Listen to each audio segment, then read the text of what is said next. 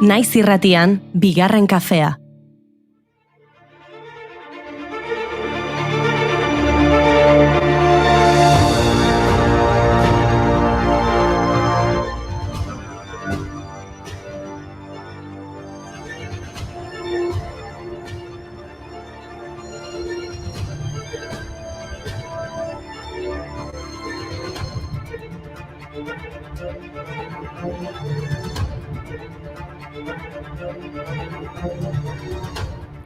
Atxilotu dute Pablo Hasél goizeko 6:30 sartu dira Mossoak Lleidako Unibertsitatera rap kantaria atxilotzera. Auzitegi nazionalak 9 hilabeteko espetxe zigorra, 6 urteko inhabilitazioa eta ia 30.000 euroko zigorra ezarri zion Haséli. Atxilotu dutenean, amnistiaren eta borrokaren aldeko oihuak bota ditu Hasélek. Amnistia total! Guanyarem! No ens aturaran mai ens aturaran! Lluitarem fins a victòria, sempre! Aquest estat feixista no ens aturarà, no nos va parar este estado fascista. No nos van a doblegar con toda la represión. Eta bitartean, Madrilen 300 lagunek desfilea egin zuten joan den larunbatean Almudenako hilerrira. Bigarren Mundu Gerran Hitlerren aginduetara borrokatu zuten dibisio urdinari omenaldia egiteko. Martxak Madrilgo hainbat kale zeharkatu zituen, dibisio urdinaren armarria zeraman pankarta baten atzean. Bertaratutakoek dibisio urdina gogoratzen duen monolitoan elkartu ziren, nazien agurra egin zuten, abesti faxistak abestu zituzten eta juduen aurkako hitzaldi bat eman zuten.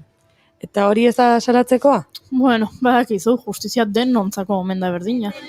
Mira el caso de Baltónica, los hechos me remito. Los pobres hablan ya prisión, se ríen los ricos, libertad de expresión. Díselo a gritos.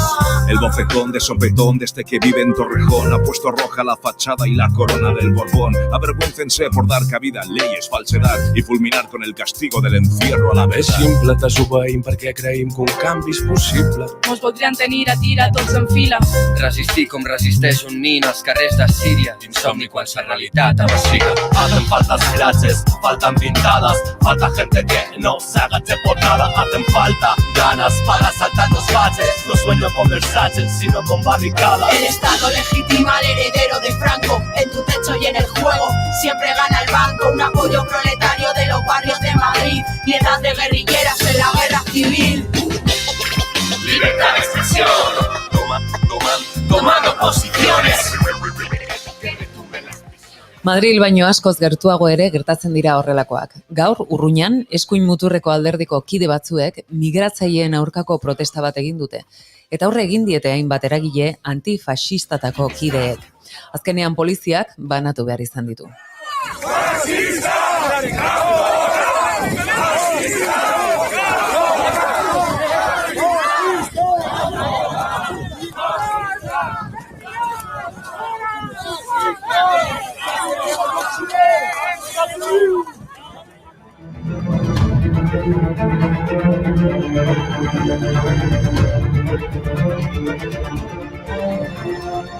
Baina horrelako albistekin ezin dugu saioa goxo hasi. Ez aldaukagu gaur efemeriderik, ez aldaukagu ezer goxorik.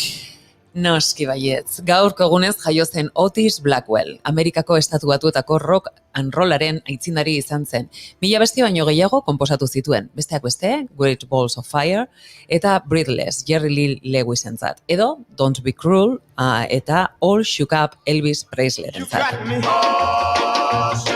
Oh, well, bless my soul, what's wrong with me? I'm itching like a man on a fuzzy street. My friends say I'm acting wild as a dog. I'm in love, yeah, I'm all sugar. Oh, yeah. Blackwell oso ezaguna izan zen bere garaian, haren konposizio gehienak John Davenport izenarekin sinatu zituen. Izen horrek zuriagoa zirudielako. Bere bizitzan zehar 200 milioi disko inguruko mundu mailako salmentak lortu zituen, baina bizitza apala izan zuen. Bere abestien eskubideak beti konpainia handia saldu baitzizkien miseria baten truke. Eta gaurko egunez jaio zen ere Keith Haring. 80ko hamarkadako artista garrantzitsua izan zen New Yorkeko kaleetan. Disko askoren azalak diseinatu zituen. David Bowieren Without You edo Sylvesterren Someone Like You adibidez. 1986an Berlingo Harresiko atal bat margotu zuen, 1989an Keith Haring fundazioa sortu zen gizarte arazoekin bukatzeko asmoarekin, baina 1980ean New Yorken zendu zen IESak jota. I look into your eyes. There's no smoke without fire. You've exactly who I want to be. Without you, what would Eta Keith Haring hiltzen urte berean jaio zen Abel Maconen Tesfaye, gaurko egunez, The Weeknd ez izenaz ezagunagoa. The Weeknd abeslari, konpositore eta ekoizle kanadarra da. Blinding Lights, The Hills edo I Feel It Coming abesti arrakastatxoengatik ezaguna.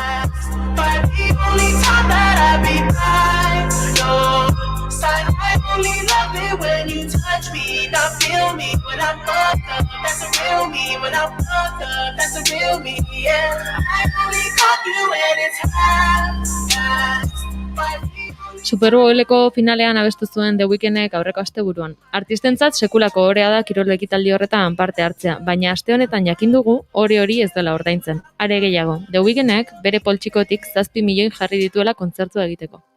Aurreko urteetako artistek ere ez zuten dirurik jaso kontzertu hori eskaintzeagatik.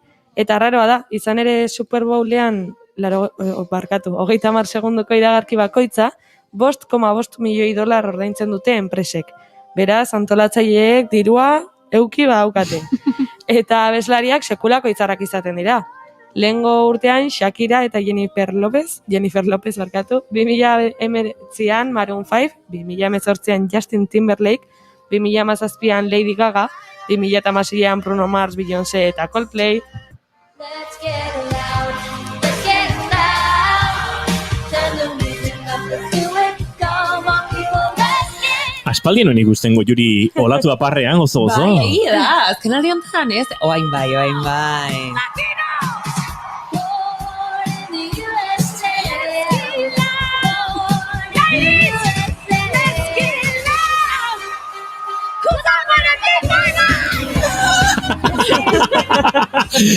Ezin ikusi duzue batzuk, entzuten ezin ikus ezakezue batzuk entzun soilik egiten gaituzuelako, ez dago gaizki, baina tira, merezi du batzutan gure streaminga jarraitzea. Goiuri olatu aparrean, Buffyaren posizioan, surf taularen gainean ikusi, eta hor maniorat eta beste, epaimaia txoratzen jartzeko. Hurrengo munduko surf txapleketara eramango zaitu.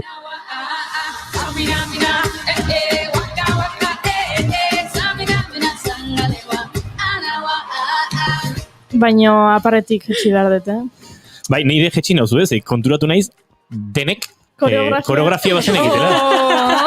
Urrengorako.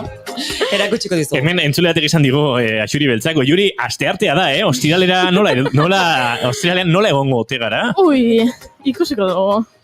Baina aipatu dudan bezala, ez, olatutik jetxiko naiz, ze Amaia, Justin Timberlake aipatu duzu, eta aurreko astean aipatu genuen 2008ko Super Bowlean Janet Jacksonekin izan zuen arazoa.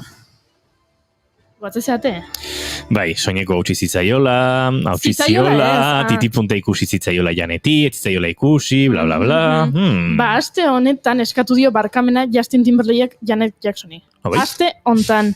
17 urte behar izan ditu barkamena eskatzeko. Ze gizon azkarra. Benetan baietz. Beste askok ere barkamena eskatu beharko lukete, 2004ko gertakari horren ostean, Justin berriro gonbidatu zuten Super Bowleako finalera bestera, eta Janet leku askotan betoa jarri zioten. Patriarkatua. Ba, guk ez dugu betoa jarriko, ezta? Ez. Gora Janet Jackson. Gora Janet, noski.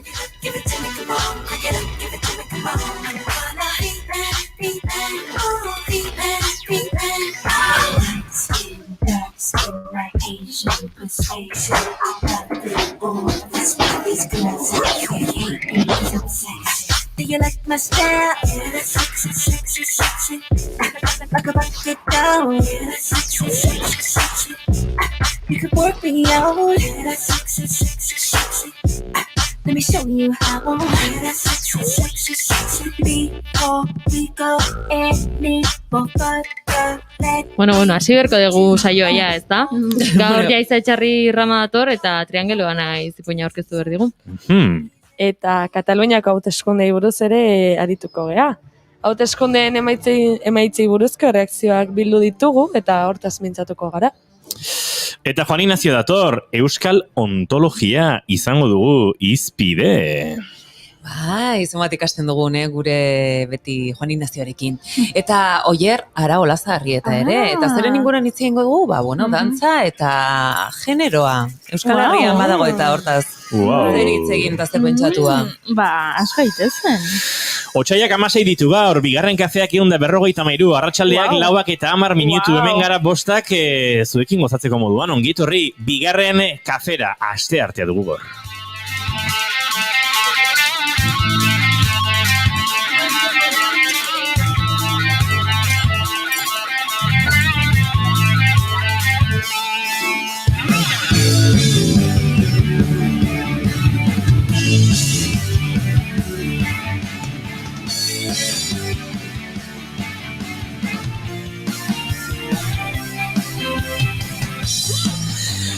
Zuekin, Maitena, Salinas... Ze ondo ahoskatu duzu, Inigo Asensio, atxaldeon Euskal Herria. Beiztegi, ez ziazu bigarren izena esaten utzi? Arrazoi, elurbide.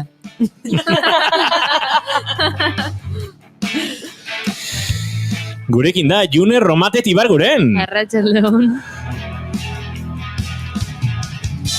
Amaia Resende de Gilos. Kaixo. Goiuri Ezeizar handia olatu aparrean. Arratxaldeon. Eta izketan ari zaizuen hau, Inigo Asensio elurbide esan da bezala 153 bigarren kafea egiteko pres gara, ongi etorri. Eta gozatu gurekin, nahi baduzue, behintzat. Zenbat kafe dia hoi? 200-306 barkatu. Nik esango nuke neriak 1000 gertu izan direla.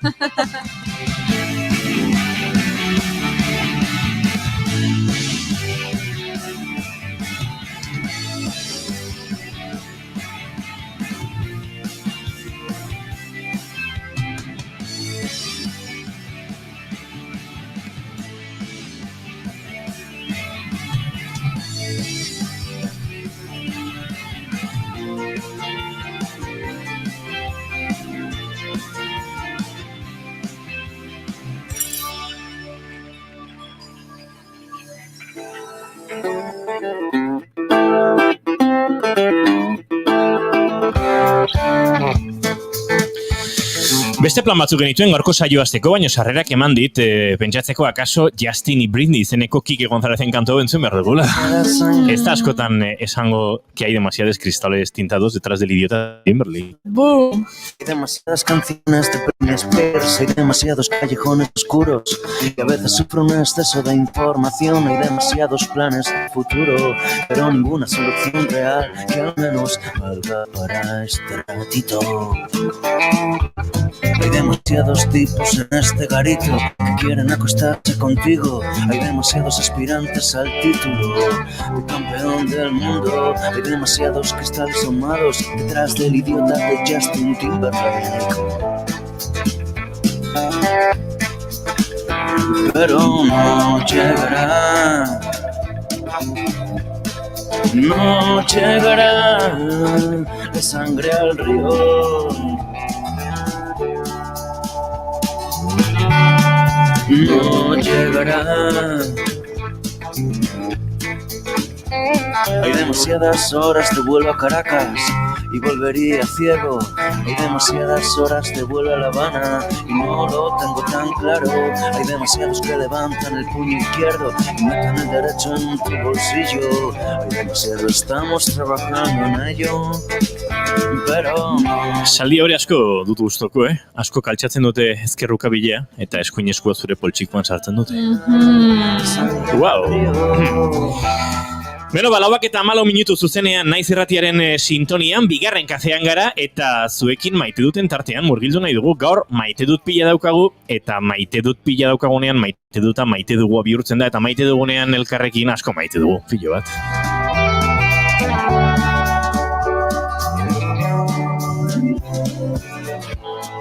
Zein hasiko da? Ni. Wow, venga, ba.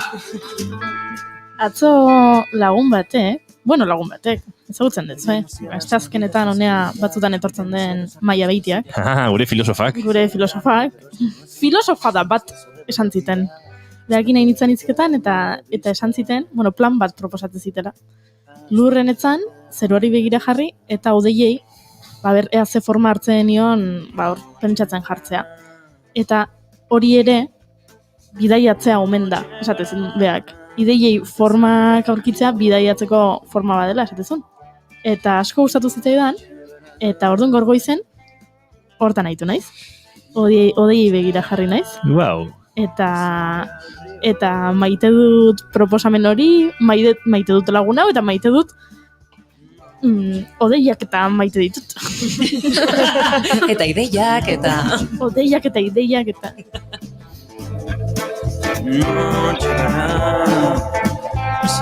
Nor botako du Urrena? Nik badukat. Venga, Jone, bota. Vale. Nik gaurko bazkarian gatikan, eta, nire bizitzan asko gustatzen zait sukaldatzea, maite dut sukaldatzea. Batez ere gozoa, eta hurrengo astean ne urte betetzegatik ikusiko ez dute. Baina, gazia ere asko maite dut sukaldatzen. Horrek esan dut zerbait ekarrik. Eskorrik asko. Horrek esan dut hurrengo astean jateko zerbait ekarriko duzula. Agian. Gazia edo gozoa esan duzu? Gozoa. Bale, oso ondo. Gaur gazia prestatu du Junek. Oso goxo. Oso goxo, bereziko goxo, bai hori. Aitak lagunduta, Oie, ipatu hor. Tiembla en esa bombilla, con tus manos mi vida. Amaia Resende egiluz. Atzoko maite duta probestuz, improvisazioari ekin diot orain zuen tartean, eta konturatu naiz, aspaldian ez zaitela pasa, baina maite detela, bapatean emozionatzen zarenean, hau da, ezakit, musika entzuten naizea, eta beste bat ateatzen da, eta ezakit, aspaldi entzun ez dezulako edo, zeo zerrekin lotzen dezulako edo, eta emozionatu itentzea, eta inkluso malkoak ere erortzez ezkizu, odena erakoa. Aspaldian ez zitzaiten pasa neri, eta gertatu zitzaiten atzo, kasualki gainea, bertso batekin. Eta maite dut, bapatean emozionatzea, besterik gabe, saiatu gabe. Pine esan ziren poeta batek, malkoak ez zirela erortzen. Euren burua botatzen dutela, gure zama harintzeko. Zer boleta, joe.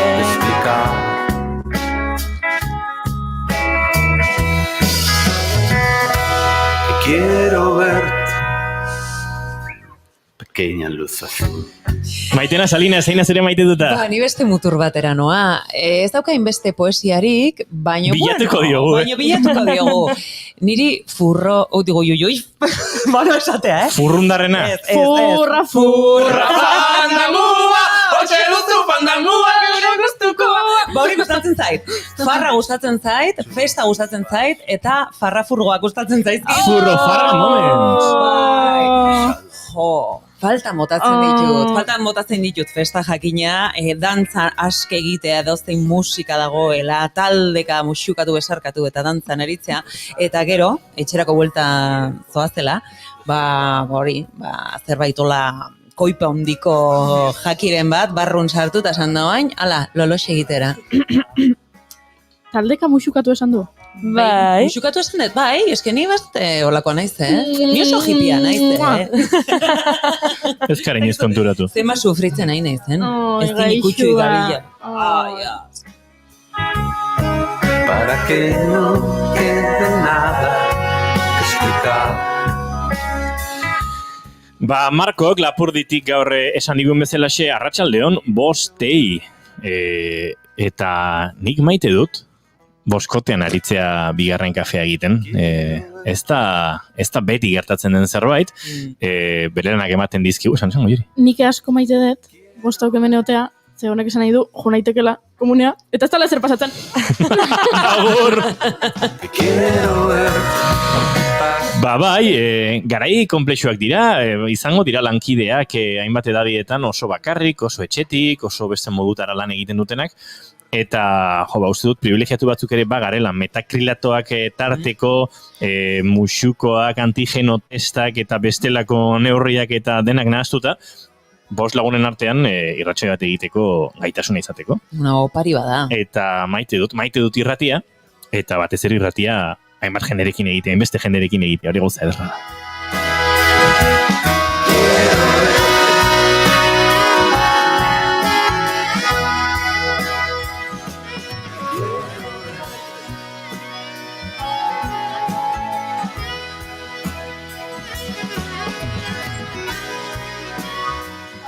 Ricardo Lezon, McEnroeko abeslari izandako eta bakarkako proiektuari heldu zion haren Chet Baker izeneko kantu handionekin, bagoaz, bigarren kafea abiatzera. 4:20 minutu.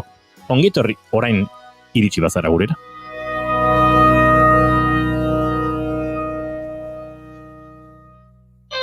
Gelditu makinak.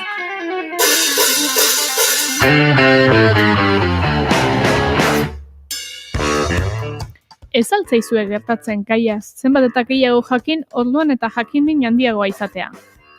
Azazkal ertzean altxatako azal puskatxoari tigraka hasi, eta atzaia haragi bizitan utzi arte tematzen zarenean bezala da. Duela 3-4 saio, Iker Ibarluzea izan genuen klima aldaketari buruzko ebidentziak emanez, eta gaur, bide beretik sakonduko dugu ekosisteman dituen eraginak aztertuz. Bestalde, txangoa antolatu dugu. Euskal Herritik zertxo baita aldendu eta Ingalaterra, Italia eta Zelanda berrian dauden euskaldunei bisita egingo diegu. Birtziklatze ereduaren aitzakipean, anfitrioi lanetan Kristina Zorita, Txomin Bornaetxea eta Alaitz Etxabide. Eta espero bezala, gaurko saioak badu pilularentzako bere tartea ere. Izan ere, Kresala Zinekluba datorkigu.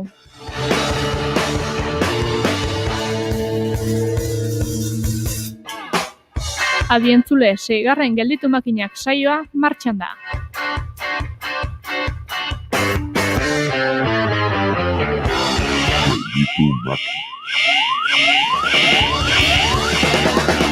Jada antzun bai duzue, gelditu makinakeko azken saioa. Gure webgunean eta podcast plataformetan.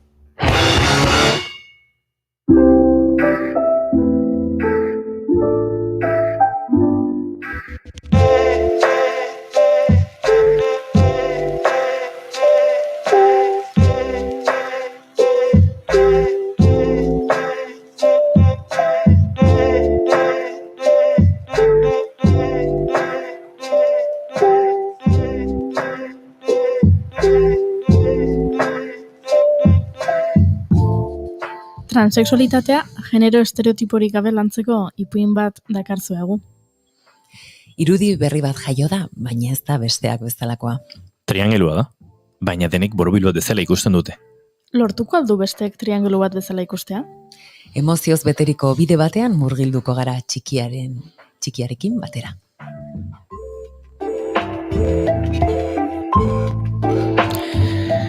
Ba, ipuina bakarrik ez, ipuinaren sortzaileare badugu gurekin, 25 urte ditu Jaiza Etxarri Ramak eta azken urteetan lehen hezkuntzako irakasle eta pedagogia ikasketak burutu ditu, hezkuntza bereziko espezialitatea egin du eta horretan dihardu egun, mintzaira eta entzumeneko alorrean ere egin du formakuntza berezia eta orain aurrentzako ipuinen idazketa munduan, murgildu da.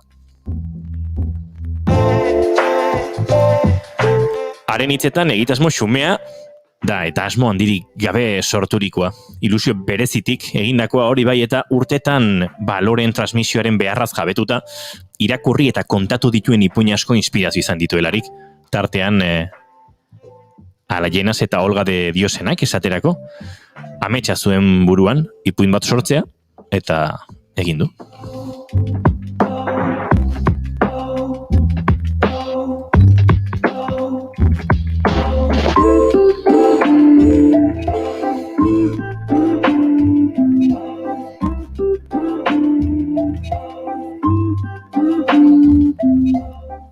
Konturatu naiz, gidoi irakurtzean bazegoela zerbait ondo etzegoena eta Ana Llenas da eta ez ala horrela genuen idatzita. Barka dizagoela entzuleak eta baita Llenas andereak berek. Ba, Jaiza Etxarri gurekin dugu, ongi etorri, bigarren kafera eta arratsaldeon. Arratsaldeon. Bueno, aipatu dugu, zuk diozula, proiektu xumea dela, asmo handirik gabekoa, baina aldi berean, amets bat ere bazen nuela, ipuin hori betetzarekin eta bete duzula. Ze sortzen dizu orain eskuartean triangelua naiz hori izateak? ilusioa, urduritasuna ere, eta hori emozioz beterik nago, egia esan enun espero harrera hau izango zunik, eta oso pozik nago. Ezin esan daiteke irakasuntzan ibilbide luzeegia daramazunik geiza, baina nahikoa izan dantza konturatzeko triangelua naiz beharrezkoa zela. Bai, bueno, albisteak entzutearekin nahikoa da, ez? Ikusteko beharra dagoela, horrelako gaiak landu behar direla, eta baliabideak ez daudela. Beraz. Pandemiak ere izan du, onurarik, hortopatu baituzu pixka denbora, askatasuna, hau gauzatzeko abagunea, ez? Bai, bueno, ez dakit jakingo duzuen, baina ordezko irakasle asko geratu ginen lanik gabe, aurreko, bueno, iaz, hori pandemiaren ondorioz, ez? Hezkuntza jarraitu zuen, baina ordezkapenak ez ziren egin. Eta bueno, bai, denbora izan nuen, etxean sartuta, eta ideia hori hartu, eta gauzatu nuen. Ba, ideia hori biluztu egingo dugu, edo gorpuztu, edo jantzi, ia dozein aditzek balioko lukez, ipuina kontatuko dizuegu, jaizari baimen eskatu diogu, eta prestatuko dugu irun artean irakurtzeko, eta ondoren entzun duzuelarik jaizarekin honen analisian edo jarraitzeko.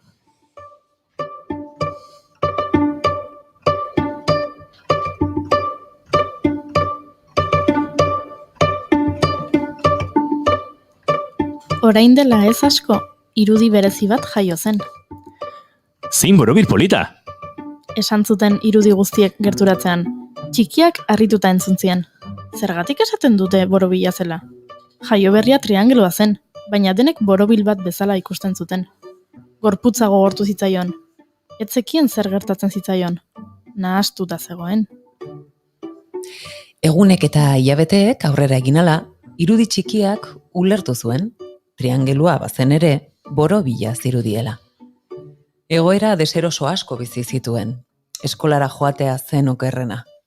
Ez zitzaion batero gustatzen irakasleak zera esaten zionean. Jarri binakadenak triangelu bat borobil batekin, oazen?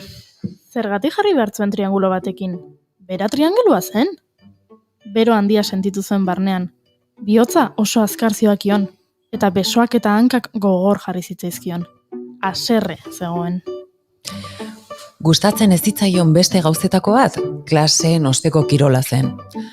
Asko gustatzen zitzaion saskibaloia, baina ezin zuten irudi guztiek elkarrekin jokatu. Borobilentzako talde bat zegoen, eta trianguluentzako beste bat. Zein talderekin jarri behar zuen berak? Zergatik jokatu behar zuen borobilekin bakarrik, triangelu bakarra zen. Ez zuen jokatzeko gogorik izaten, ohean etzan eta negar egin besterik ez zuen nahi. Triste sentitzen zen.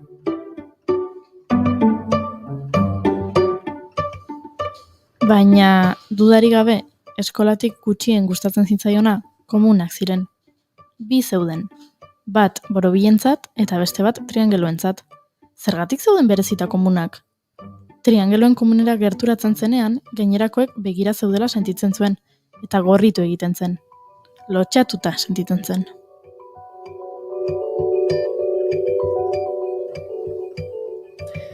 Ispiluan begiratzeare ez zitzaion bat ere gustatzen. Ez zuelako bere burua islatuta ikusten. Borobil bat ikusten zuen, baina bera triangelua zen. Zergatik ez zien esan gainerakoei zer gertatzen zitzaion. Pixo handia sentitzen zuen barnean, ezin zuen lorik egin, eta barne ahots batek esaten zion. Triangelua zarela esan behar duzu. Errudun sentitzen zen. Irudi guztiak elkartu zituen, baina denak begira zeudela ikusi zuenean, ez ere esan ezinik geratu zen. Zergatik zegoen irudi guztien aurrean? Ies egin nahi zuen, orain ez zitzaion hain ideia ona iruditzen denei triangelua zela esatea. Beldurtuta zegoen. Ies egiteko gogoa izan arren, arnasa hartu eta hitz egiten hasi zen. Denak elkartu zaituzte gauza bat esan nahi dizuedalako. Triangelua naiz. Zein ondo, azkenean esan zien triangelua zela. Pixo handia kendu zuen gainetik. Bakea sentitu zuen, eta barnean zuen naspila desagertu zitzaion. Lasai zegoen.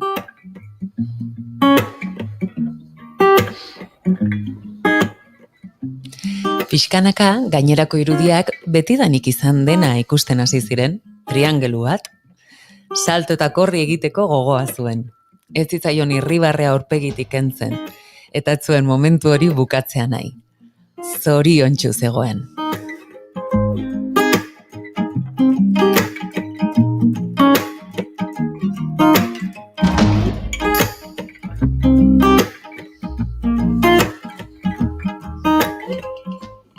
Ze ederra, Geiza, umeek irakurri eta entzun dute ipuina dagoeneko?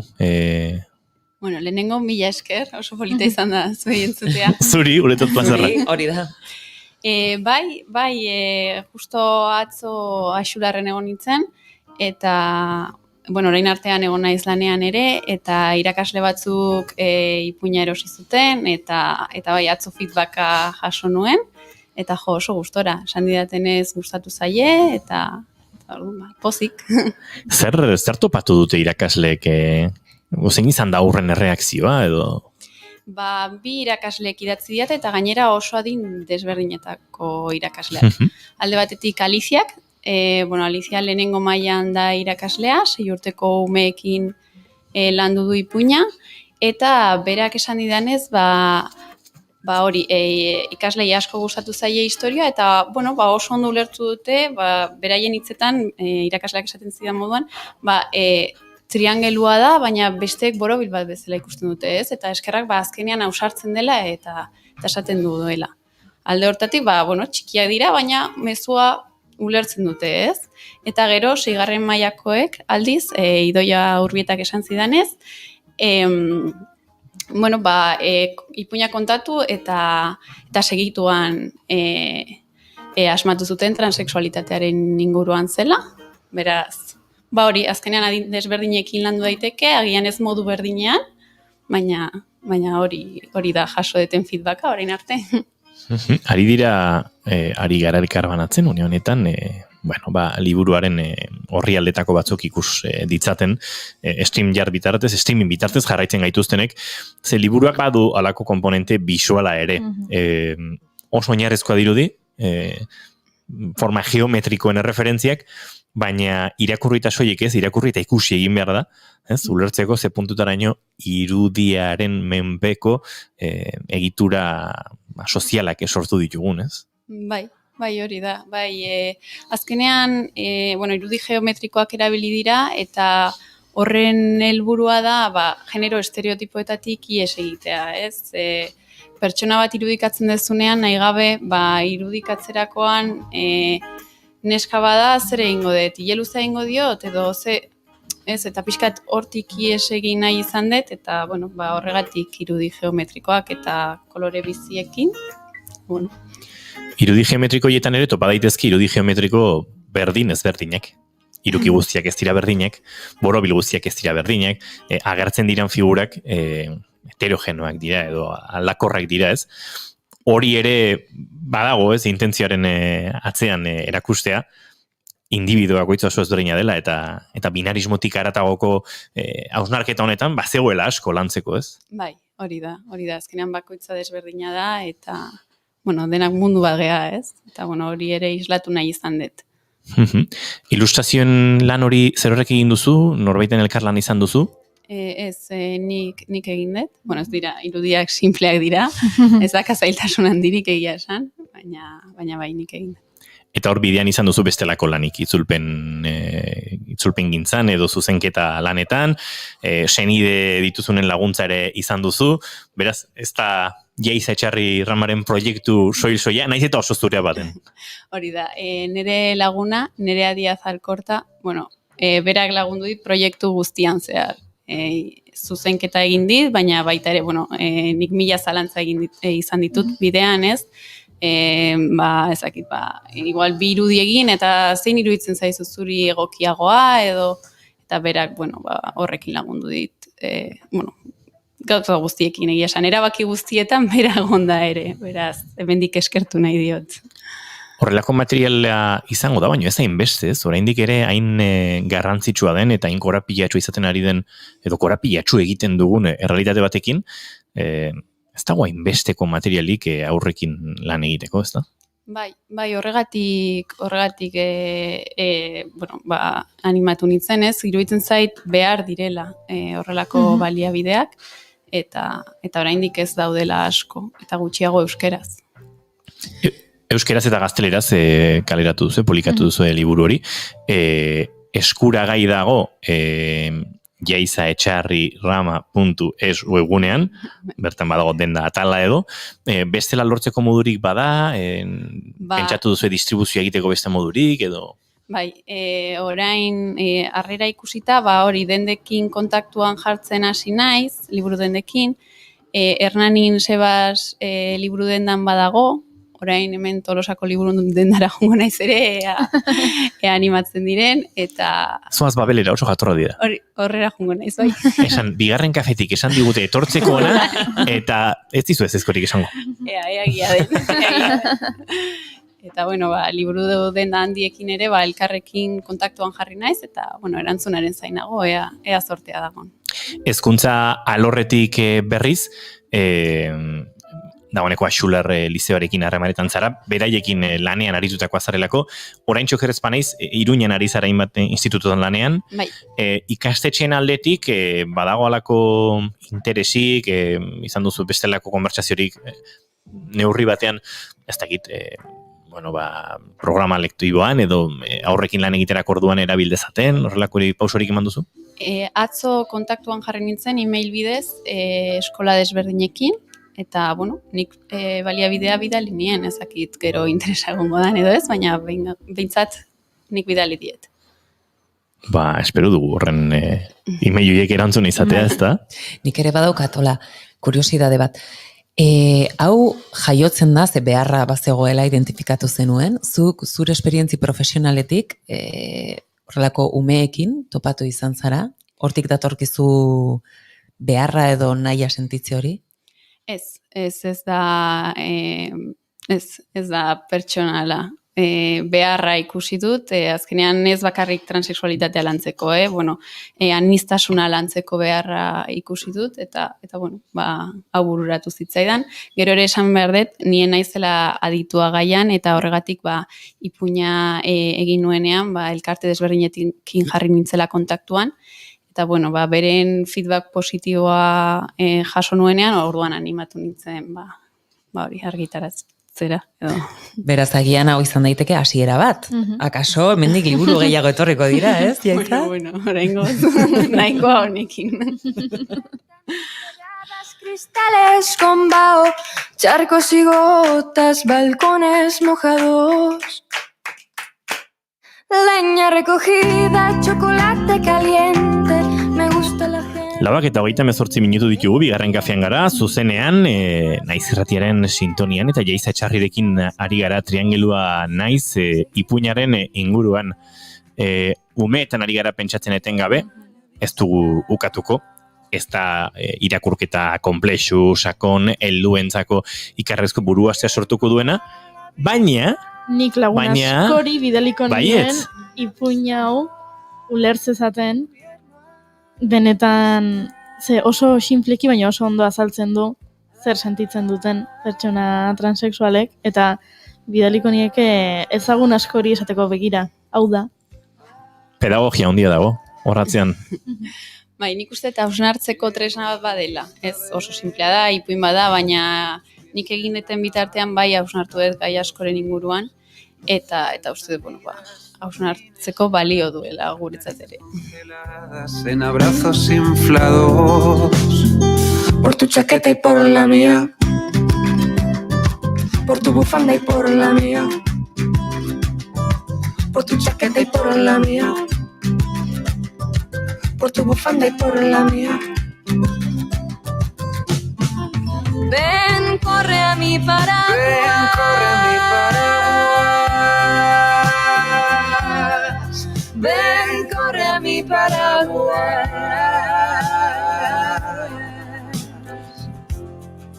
Ven, corre a mi paraguas. Eta momentu ezin hobean argitaratu duzu ipuina, orain translegea inpuripurian dagoen momentu honetan, gai hau lertzeko ere askori balioko die ipuinak.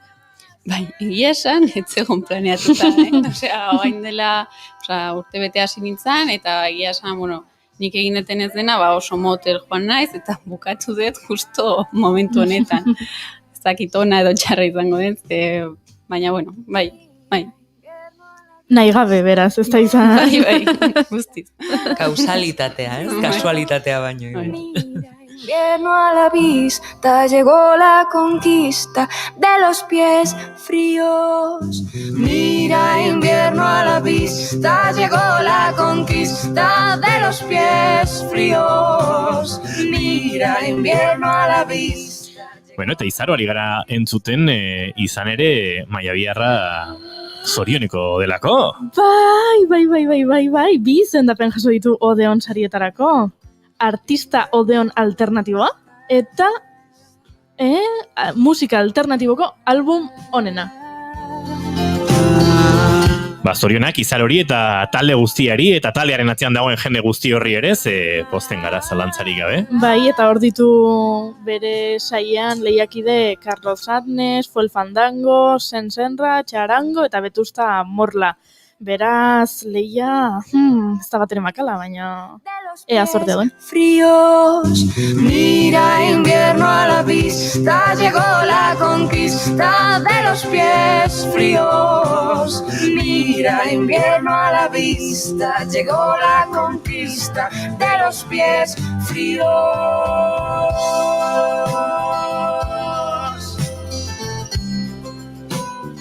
Bueno, hortxe ditugu bizkaitar bat eta gipuzkoar bat. Edo sasi gipuzkoarra, Oso donostiartua da, Sensenra, naiz eta galiziarra izan.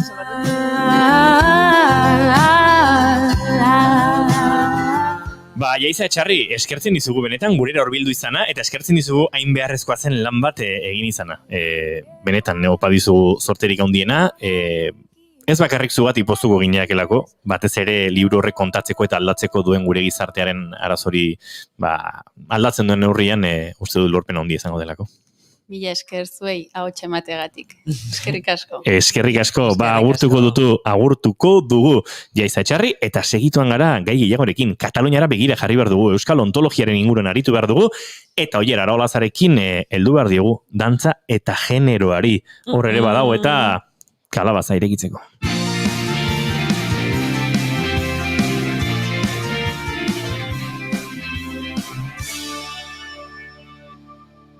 Emaiozu bigarren aukera bat egunari. Naiz irratian, bigarren kafea. Euskal Herrian ere funky erritmoak lantzen dira, uste baino gehiago, hori ere askotan aipatu izan dugun zerbait da, baina kasu honetan, estilo anitzeko disko bat egin dute, estilo asko landu dituztelako, ur taldekoek, ur taldea, bertan dabiltza Urtzi Azkue, Andre Melo eta David Gorospe, gaur Andre eta Urtzi dauzkagu gurekin.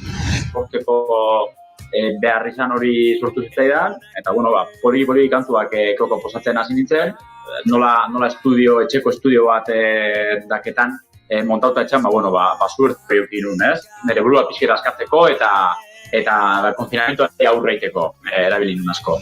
Eta baian lehenik beste proiektu batzutan iglitako David Gorospe eta Andre ezagutzen dituen, eta pentsan nun nola haiek estilo hortan mugitzez eta balako feeling bat euki gendun, pentsan nun igual proiektu hortan zeingo zebela enkaja, ingo zebela, ez? Eta komenta unien, bai esan zeben, ez? Eta horti ja ziginen pixke bakoita azizan ja bere apurra ipintzen, eta diskoa sortu genuen arte. Y el funky, pues en Brasil en Río principalmente hay una escena funky muy fuerte. Por ejemplo, no sé si habéis oído hablar, pero seguramente de Tim Maia, por ejemplo, la banda Black Rio, que es un grupo también conocido de funky de los años 70, 80. Hay una escena muy fuerte. Entonces yo crecí mucho escuchando mucho funky brasileño de Río, y aparte siempre me encantó, siempre me he estado escuchando mucho funky, pero creo que por eso, por la escena funky en Río, una escena bastante potente. Hori da, bai. Eta nik uste igual, konfinamentuan sortu ziren, reflexio batzunago azkenean. Bai, eta denbora nola pasatzean, ez? Denbora kontzeptu hori, azkenean ganazako sakula, aurkera guzela, ezberdina dauzkela, ez? Bizitzaren fase ezberdinean, funtzio ezberdinak eta denbora berare ezberdin pasatzen dela, batzutan. Eta, azkenean denboraren trena, ez? Musikaria, astelehenetik ostiralera, goizeko 10:00-tik 12:00-etara. Naiz irratia.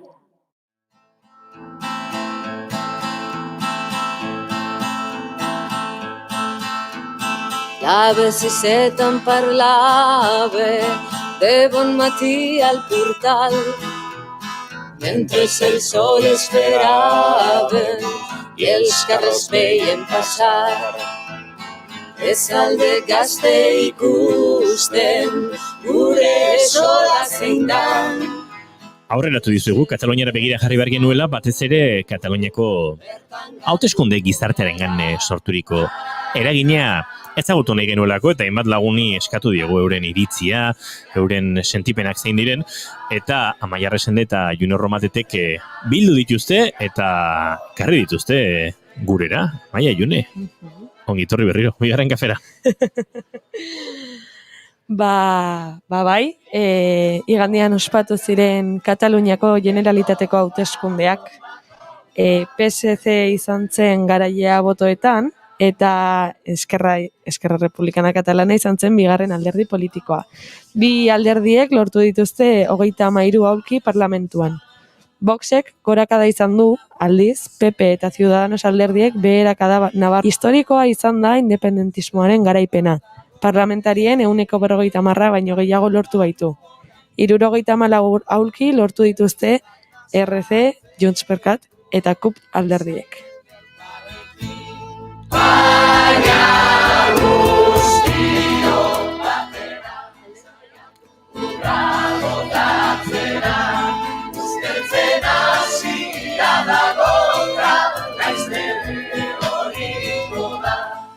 Alderdi politikoen logiketan, aritmetikan eta euren balorazioetan amailiteke hauteskunden analisia. Baina harago begiratzea ere beharrezkoa da kaso. Gizarte kolpatu baten edota herrigintzan sinesten duten jendartearen lekukotzat ere badu bere biziko garrantzia. Akaso, igandekoak indartu duelako Kataluniako herria egituratu eta menpekotasun espainoletik harago izateko ametsa bera. Els resultats de les eleccions d'aquest passat diumenge, del 14 de febrer... Otsaiaren 14ko hauteskunden emaitzak ez dira harrigarriak. Izan ere inkestek aspalditik ziotena berresten dute, baina beldur pixka bat ematen dute, batez ere Vox Kataluniako parlamentura sartu delako.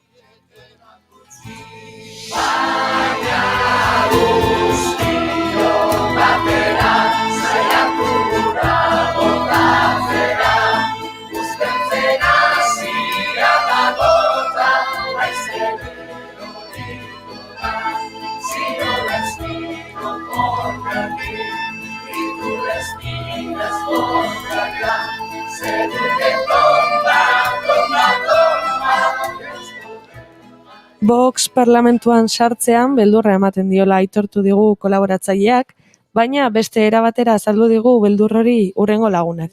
Donde la derecha española ya no tiene ningún tipo de legitimidad o representatividad. Espainiako eskuinak ez duia ordezkaritza politikorik Kataluniako parlamentuan, eta horrek zen ondori izan ditzake.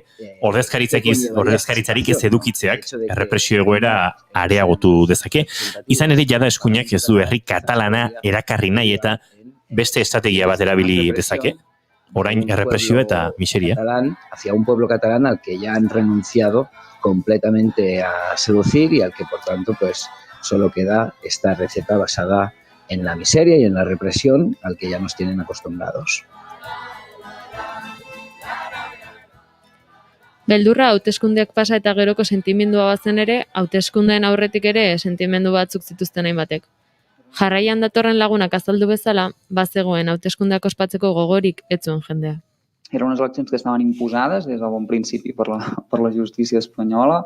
A més, quan... Hasieratik Espainiako justiziak inposatutako hauteskundeak ziren, are gehiago, atzeratu ez zirenez, uste dut arduragabekeria bat izan zela bai boto emaiekiko eta bai maietako kideekiko. Bozkatzera joan nintzen, hori zegoki delako, baina ez dut sinisten, ez politikoki eta ez sozialki, bozkatzeko une egokia zenik. Hauteskundeekiko kontrakotasuna egon bada ere, berri onak ere ekarri dituela aitortu digute kolaboratzaile batzuk. La notícia és que més d'un 50% Beste berri ona, boto independentisten 50% izan da. Horrek frogatzen du independentismoa ez dagoela hilda, eta hor jarraitzen duela. Urriaren 1 ostean sekulako errepresioa egontzen arren. Eta independentismoak parlamentuan eta ziurrenik baita gobernen ere jarraituko duela. Això que segueix viu i hi és i seguirà apretant al Parlament de Catalunya i segurament dins del govern. Molt tocat per la tramuntana, d'una sola cosa pots estar segur. Ezinbestean Euskal Herrian ere badu oihartzuna Katalunian gertatzen denak, eta alderdi abertzaleetatik ere entzun eta irakurri ditugu hainbat hausnarketa. Zoriontzea herri katalana, halako egoera eta halako baldintzetan ere berriz ere frogatu duelako bere espiritu zibiko eta republikarra. Independentismoak irabazi egin du Katalunian. Berriz ere irabazi du. Baina kasu honetan, botoen 50% gainditu du, langa hori gainditu egin du, eta inoiz izan den parlamenturik independentistena osatu da Katalunian. Hau Arnaldo Otegi zen, eta Ortuzar berriz Twitter bidez hala mintzatu zen. Cataluña ha otorgado mayoritariamente su apoyo a los partidos soberanistas, que suman una clara mayoría en el nuevo Parlamento. La sociedad catalana así lo ha expresado hoy con su voto. Quiere decidir su futuro en libertad, y para eso se necesita diálogo. Espainolez polikatu du noski, baina tira, euskeraz ere esango dizuegu. Hortarako hori behar omen da, elkarren artean aritzea.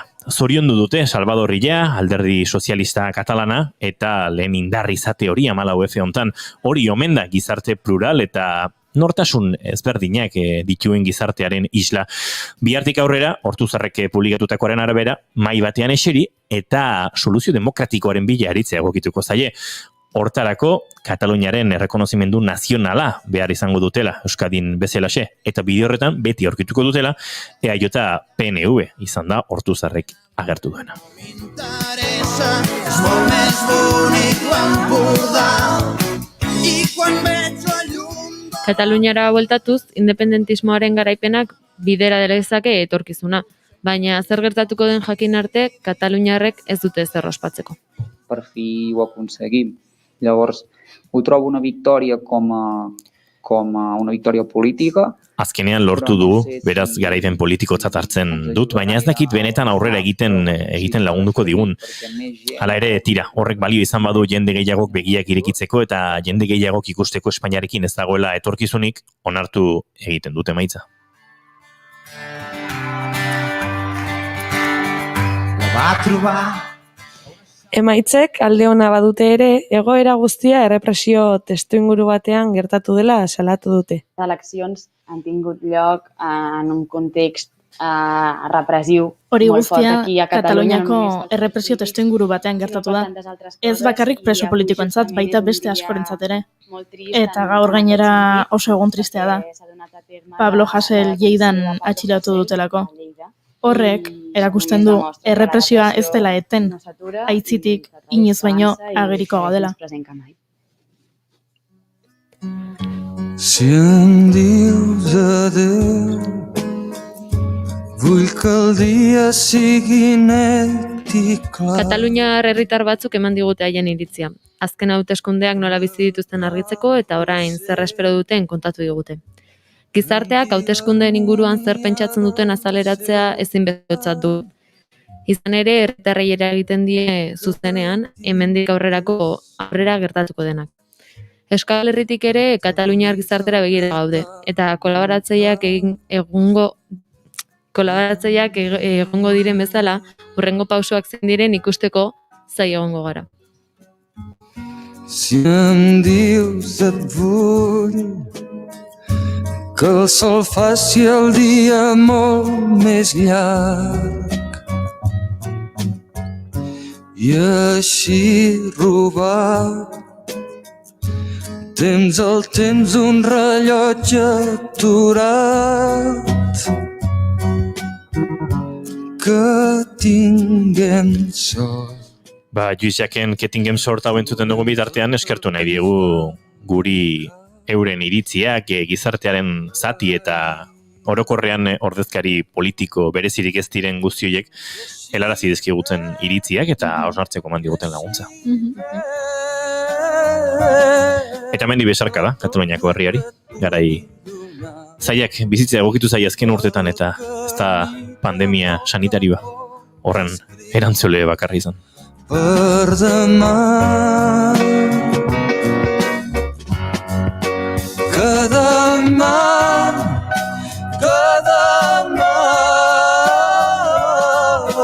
m'encara el fruit de cada pas per això malgrat la boira cal caminar.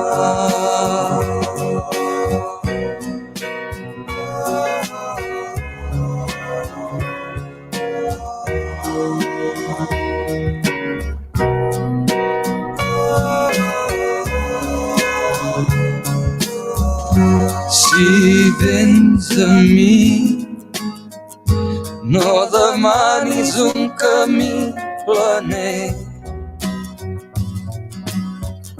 ni estels d'argent, ni un demà ple de promeses sols. Un poc de sort i que la vida ens doni un camí ben llarg. I així pren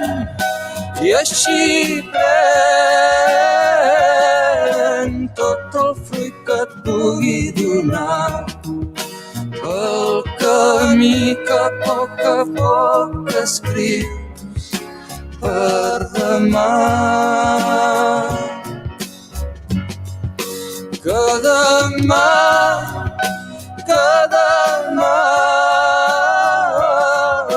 m'encara el fruit de cada pas per això malgrat la boira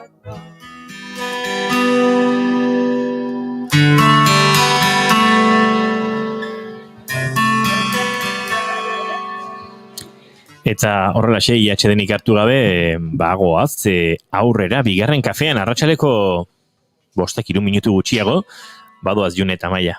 Eskerrik asko bikote. Agur agur.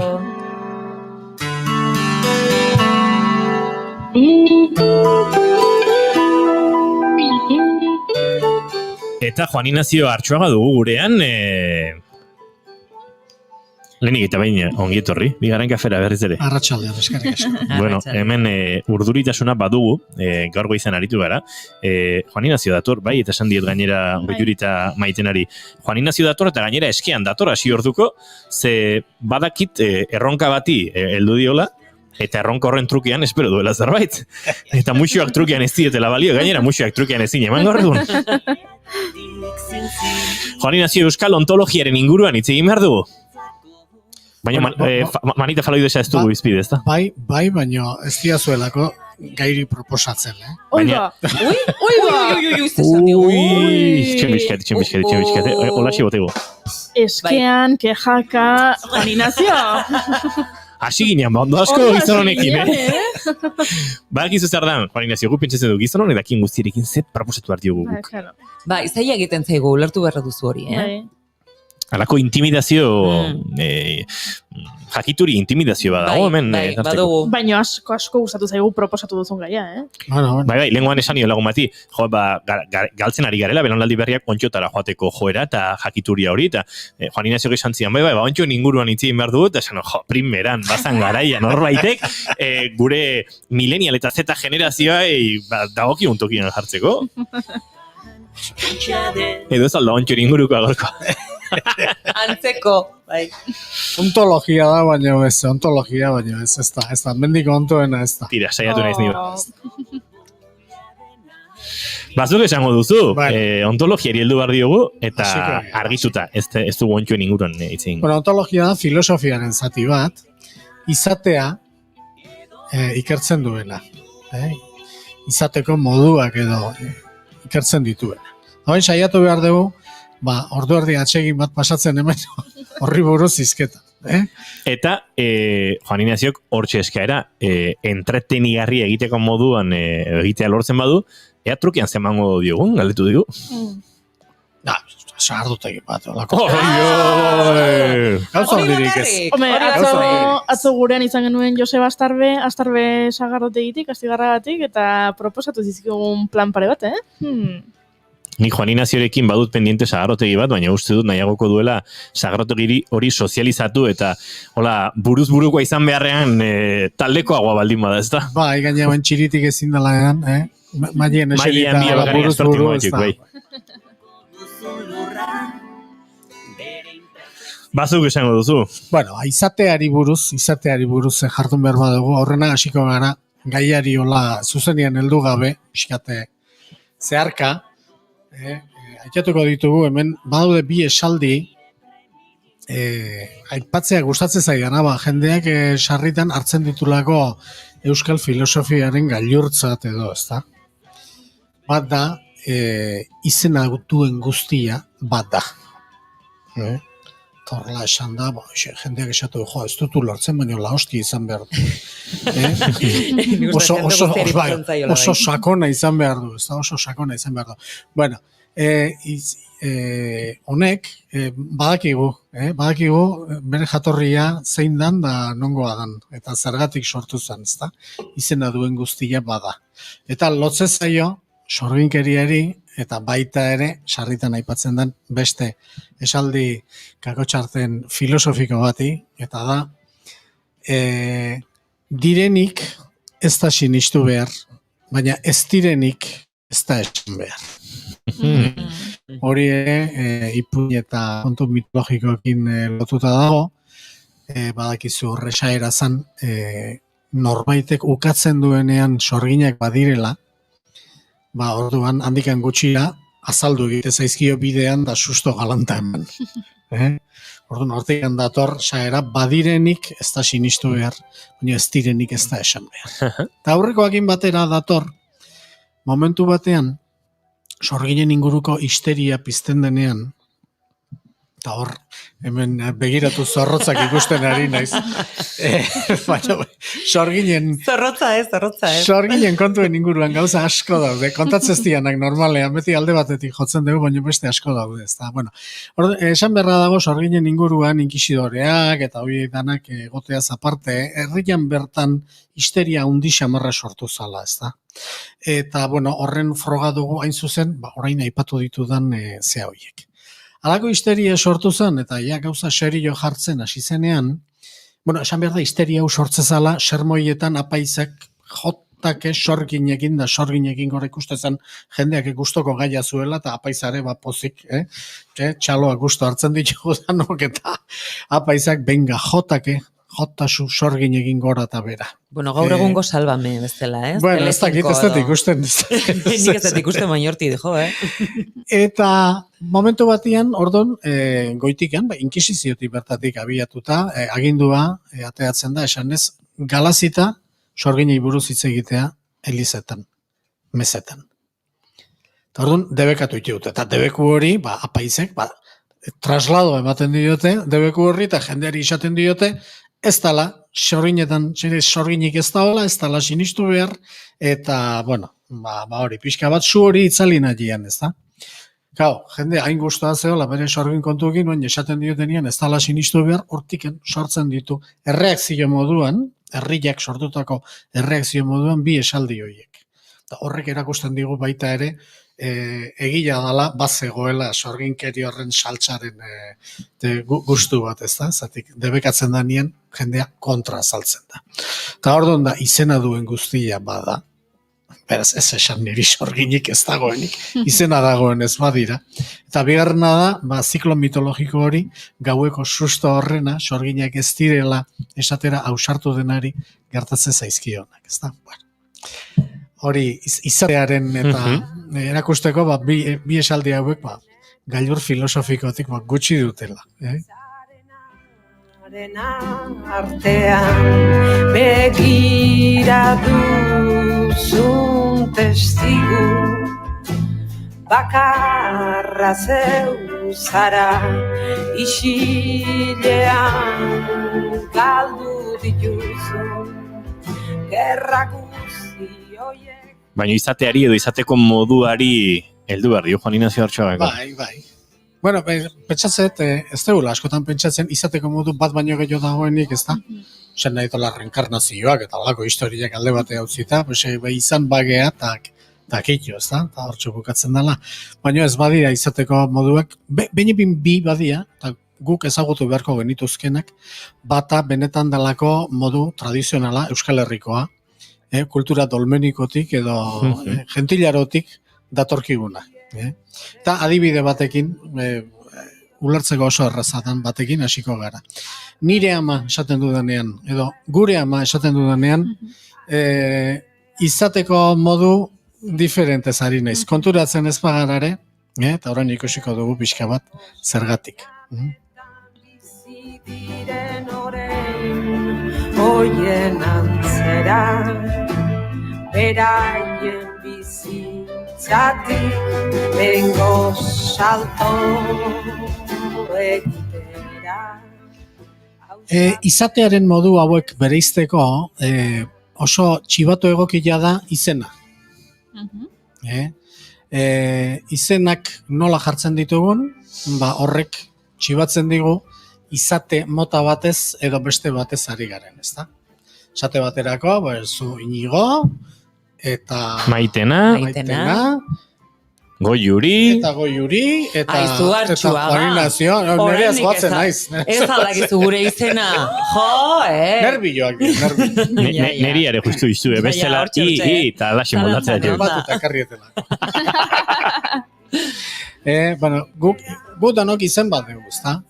Bueno, norbanakoak izatea olako daukagun bezala, ez dezagun pentsa beti horrela izan denik, baina horretara iritsi baino lehen. Zakurrek ere, normalean izena jartzen digu zakurrei ez, Pintxo edo, Bakar, Lagun, Bitxor. Izena jartzen diegu, ez da? Bai. Ardilei, ardilei, zuek eta nik ez, ardilak dira. Guk ez, baino Nere atxonak bai. Hartzaileak, esango nuke. Baino nere atxonak behintzat oso txuri, beltza, muturluze. Erotu gabe baino denak izena. Bai, izena baino. Nik badut lagun bat, gaztelu inguruan familia duena, eta esango nuke haren atxonak ere jartzen ziela, dene izena ez da. Baina izenak etzien peio txomin da horreko. Kudeatu beharra dago, hartalde bat, ez da, postal bat, guk ikusten dugun bezala, hartalde bat kudeatu behar den zerbait da. Batek errapea ez dakiz zer dula, besteak ume inberria daola, besteak honek hau du, besteak hankaminak ditula. Hartzaiek banan-bana ezagutu behar ditu, bakoitzaren problemak ondo kudeatuko badu hartaldea. Orduan izenak jartzen dizki ardiei. Baina izenak normalean ez di izaten, Jose Mari eta Mari Carmen bezalakoak, izaten diek, egin bat, kalifikatzaileen Goiurik izaten zuen bezala. Bata txuri, bestea mutur beltza, bestea adarrokerra, bestea ez dakit, amezketako hartzai bati erosi bazion, amezketa, eta horrelako detailen bat, ez da berez izen propioak guk erabiltzen dugun zea hortan. Gehiago da kalifikatzailea edo erreferentzi bat, baina, badu izena, baina izen pixkate difuminatzen haste zaigu, ez da? Aurrena ezagutzen dugun hortatik. Segitzen badugu horretan, eltxoek ez dute izenik, ez da? Ez. Eta batzuk, agian gau osoan zehar, oso etxai bihur daitezke, eta harreman estu bat luze auki dezakegu. Izena izategotan iraina izango dute izena. Bakarren batean, baina eltxoak dira. Eta sardinak dira, ino hitzaio bururatzen izena jartzea Sardin bat, bueno, agian pezeran baldin. Izango da, baten batek jarriko zen. Bueno, ez, gero joan behar balin betzezu, ni nere lehengusu batek, txerri batek errizun, amonan itxea, eta, bueno, ezkondu zalako, eta txerria erosi barro mentzan, ezkontzezean urten, eta, bueno, hor kondeira bat baumentzen, da txerriak errizun, eta txerria egizena jarri, Tiberio. Tiberio? Tiberio gora eta Tiberio bera, eta, karo, txerri horren helburu zan, geho, akatu eta jatea. Ba, nik esaten nien... Txerrian helburua, ez? Bueno, bere helburua zan. Zuena. Familian helburua. Eta, karo, nik esaten nien, ez nile ezin dut izena aukiuta. Egoen dela, ni txiken itzen, baina... Ordu, urrena Kaligula jartzen bai, jote penik ez emateko. Ez, baina netzako zan, izena balin bauke, ja ez da... Honek sendotzen du, Juania zego esan duena, izena duena bada. Eta ezin izateari utzi, hor nola? Kontua da, honek erakusten digu, bueno, izenak jarri edo ez jarri, aukera bat dela. Aukera kultura bat dela. Eta gu gaur hain garbi ikusten duguna eltxoekin eta sardinekin, ez digula izenik jartzen, bueno, garai batian, pertsonekin ere hori gertatu izan da. Eta gertatu izan da, ez pertsonekin bakarrik, gauza gehiagorekin, ez da? Horregatik esaten dugu gure batzutan. Halako norbanakoren nortasunik ezpalego bezala. Eta hori da hain zuzen horren atzean dagoena, ez? Alare, pertsonetara iritsi baino lehen, zergatik, esango genduke, zergatik orduan garai batian, ze irizpiden arabera emate zaio izena zerbaiti eta beste zerbaiti ez, ezta?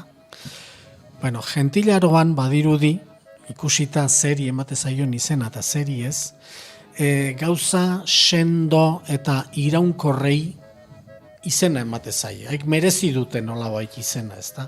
Mendi batek merezi du izena, ue beti handa olako. Edo paisajeko beste zerbaitek merezi du izena. Baina gizakiok, ez? Taldeak agian bai. Taldeak iraun egiten duelako. Baina talde horren pieza txiki garen auk zertako izena jarri? Ez gara gauza izena merezi izateko. Hori da pixka bat atzean dagoena, baina ez da gizakiei bakarrik aplikatzen. Konturatzen bazara, ibaiei eta errekei etzaile izenik jartzen euskaraz. Nola? Ara? Ez? Orain bai. Orain bai, baina ja ez gara gentilaroan bizi. Gauzak noizkoak diren ere... Oso kontaminatuta gaude. Pentsa, lehena aipatu zuenan izateko modu ezberdinak ote diren gogoratu dut, behin baino egiten aipatu ditut Australiako aborigenak, saiontan, eta etortzea burua bi gauza. Bertako desertu zentraleko hizkuntza zaharretan eskerrik asko esateko hitzik ez dago. Ez dago eskerrik asko izateko hitzik gizarte sozialista edo protosozialista edo hartan sinisten zuen gizarteark ez zuelako eskerrak emateko aitzakiari behar edo arrazoirik topatu.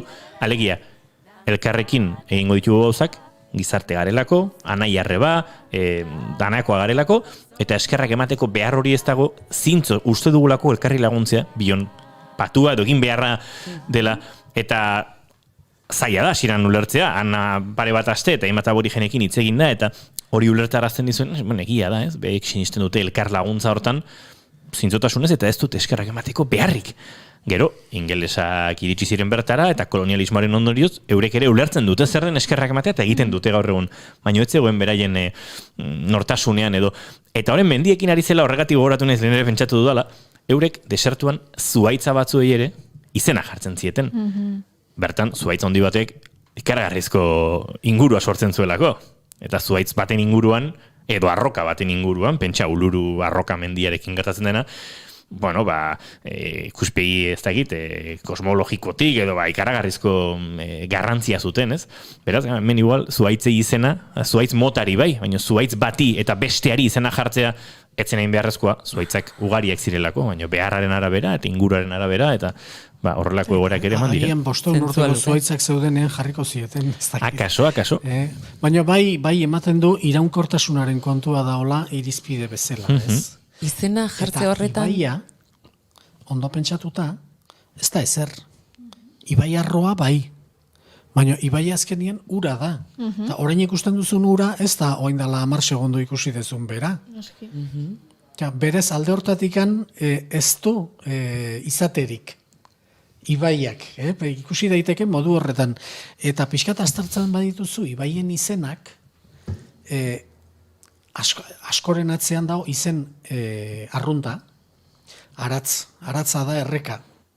Araxes edo aratz erreka urrestilean, edo aratz erreka asko daude. Hemen zealdea, helduain aldea zuazela, lasto erreka, latxa, ibaia da, ibaiaren beste izen arrunta, lasto, errekatxo edo ibaitxo erreka. Rio Ibaia, hor euskara galdudan zenbat eta zenbat Rio Ibaia daude, ez da? Horrek ikusten du jendeak nola deitze zuen. Badao, gustu bat edo joera bat izen arrunta erabiltzearen aldekoa. Eta izen propioa benetan bakarrik oso sendo, oso iraunkor eta oso dien gauzetarako. Eta horrek pertsonak ere bere barnean hartzen ditu irizpide horrek.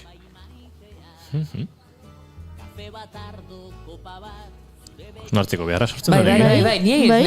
Eta izena jartze horretan, akaso beranduago, arimarekin ere, ez dakit, batzen da edo ez. Ze askotan zerbaiti izena jartzen diogunean, gaur egun behintzat, akaso ez orduan, arima ez, eukiko balu ere, bezala onartzen dugu, edo bestelako esan nahiek ematen diogu. Gentilaroan ez benipin. Gentilaroan ikusten baldin baduzu, gentilen izenetatik hasita, horiek txibatzen digute baita ere asko, ez da? Gentilarotik atera diren tokietan, da kultura berrietan, sartu diren tokietan, leyendatan eta gentilek izena dute. Eta hori onaino ere iritsi da, gurea kontaminatzera ere iritsi da, hemen gure artean badaude, Sansonen legenda batzuk eta Errolanen legenda batzuk, baina, gargantuak eta holako Europan zehar, illa toki guztietan, gentilaroko kultura galdudan ezkero, illa toki guztietan, gentilak bere izen propioa dute. Eta toki batzutan, salbuespen bezala, hemen dezentetan eta beste area germanikoan, eta komentatu gendun, aurreko gentilaro horren aztarnak gehiago gertatu diren tokitan, salbuespen bezala, oraindik gertatzen dira, alako tokiko gentilak, hemengo gentilak eta hango gentilak, alako mendikoak eta alako besteze. Paraje hontakoak eta paraje hartakoak. Izena, ez berea, propioa, baizik eta lekuaren arabera erreferentzia hartzen dutenak, ez da, hemen bezalaxe. Hori da araua. Eta arau hori ikusten baldin badegu, zuzenien lotzen da gure orain dala gutxi arteko izena hartzeko moduari lotze zaiola, ez da? Etxetikan hartzezan izena, eta etxeak noski lekutikan hartzezun izena. Etxeak ez die beti horregon, etxeak erori egite ziren, eta zar berritu, eta bota, eta berritu, eta ondiagoin, baino lekuak, benetan ez da etxeak. Izena ematen diona, ezik eta lekuak etxeari, eta gero, horren bidez etxeak jendeari. Nik banoen buruan galdera bat, eta ennuen Juan Ignacio gehiegi desbideratu nahi, baina uste eta itzaki eman didala, ze beti izaten dut zalantza abizenek, ze aintzinatasun duten, abizena kontzeptu bezala, duela 200, 500 edo 2000 urteko kontzeptu haute den. Ez da Juan Ignacio badakin erantzun. Bueno, batetik hor, Santanak ustot bere ohiko miopiakin ustot entzun niola aurreko batean, hemen etxetik izena hartzen hasi zirala 10 edo 11 mendean jauntxoen ereduari begira, ez da? Bueno, oain dala 6.000 urte gentilek lekutik izena hartzeak nunbait ez du zertako balio, ez da. Eta hori deusestatu dugu. 10 mendean hasten gea. Beraz, esaten dugu, gentilaroko tradizio hortan izena lekuek ematen du. Eta gero badago bigarren mailako izen bat, ez da? Baina bigarren mailako izen bat izan daitekena atxonak ardilei jartzeziena bezalakoa, ez da? Izan zaitezke Etxeberriko belarri handila, edo Goikoetxeako kojua, edo ez dakit nungo zarrena, ez dakit nungo, bai, Gibelalde zarra. Gibelalde etxeko nagusi zaharra, oan ja berria da olako. Adjetibo batekin bere iztea etxe horren barruan edo multzo horren barruan izen berarekin dabiltzan jendeak, ez da. Hori bai, hori tradiziozkoa izan da. Eta gero beste tradizio bada, hori egin daiteke, hiri batean ezin duzu hori egin. ezin duzu, nagusi hiru, zintzara nagusi hiru deitu. Hori mendian, mendiko bizimoduekin lotuta egin daiteke. Hirietan berriz, ez dakit, horri erantzun da, Erdi Aroan oso atzea. Ez dakit, 11. mendean, lehen dokumentan, Nafarroan eta azaltzen da, Maria Ospina, esate bateako, horre ikusten da loturak karakterrarekin. Duela beste Maria Ospina, edo Ospina de ez dakit zer, de Usue, edo holako izenak badaude, ez da? Orduan jartzen dira izenak ofizioekin, jartzen dira izenak ezaugarri fisikoren batekin, eta gero horiek abizen bihurtzen dira, ez da? Bueno, hori toki guztietan, azkenian abizena eta aitabidezko filiazio hori eta eratzen danian 18. mendean, jendeak eatzen da kongelatuta fotofinish horretan, momentu hartan zeukenarekin, ez da? Eta hori toki guztietan gertatzen da. Oso kuriosoa da, Afrikan pixkat salto bat eginez. Hemen zer ikusirik ez daukena, baina Afrikako apelido asko ikusten dezu, ze esan nahi duen, bat etortza zai burura, izenak, bolikostako kultura batian, akan kulturan, jartze zaie, esate baterako, hirugarren seme gizonezko segidakoa baldin bazara, horri izen bat egokio. Eta laugarrenari beste bat, bigarrenak ez daukat, nahiko korrintea dalako, baina ja, hirugarrenetik aurrera, zailtxoagoa danez, izen bat, izen horiek, gero apelido bihurtzen dira. Eta horrela, ezaugarri, klase askotakoak, fisikoak edo kulturalak kasu honetan izan daiteken bezala, momentu batean, aurreneko aldiz pertsona hori registroa juten dien da. Zuze izen dezuta, hortxe egatzen da, kongelatuta betiako, ez da. Hemen berdin gertatu da, hemen gure inguru honetan bainipin etxe izenak ziren nagusi, naiz eta ofizio izenak egon, eta etxe izen batzuk jabearen izenaren zea izan, hor, Perurena etxe bat da, baina hori da Peru dalako batek noizbait etxe hori egin zuelako. Baina, azken etxeak hartu du etxegilearen izena, baina gero etxe hartan bizi dianak hartzen dute etxearen izena, aurreko tradizioari lotuta ez da. Biurberi den dena gau, zugan urtzeko pena, biurberi den dena gau. Zugan urtzeko pena, biurberi den dena gau.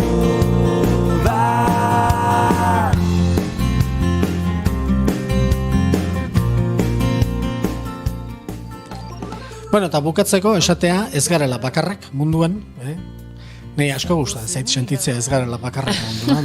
Bai, batzik gustet kontrakoa gusta ez zaiela baino. Holandan esate bateako, eta horre pentsatzen dute izen holandarrak danok ezagutzen ditugula, futboletik eta ziklismotik, eta hor ban hoi guztiak VAN, hoi da genitiboa, hoi da D. Hoi die Jose de Goikoetxea, eta atzetik handatorrena da leku izena. Haik ere, gentilaroa oso bizirik dute, beren sustrai horietan, eta hoik ere berdin da. Alako etxeko Andres, edo alako etxeko beste izen bat da. Hori apelido bihurtzeako da, ban famoso horrekin, edo D espainolizatua, zei bere garaian espainolak egon ziren, De Bruyne eta azkenean D eta bata da izkera Flandriaren eta bestea da espainolaren eraginez, baino biek gauza bera erakusten dute. Azkenian lekuak ematen diola izena pertsonari, hemengo tradizio zaharrean bezala.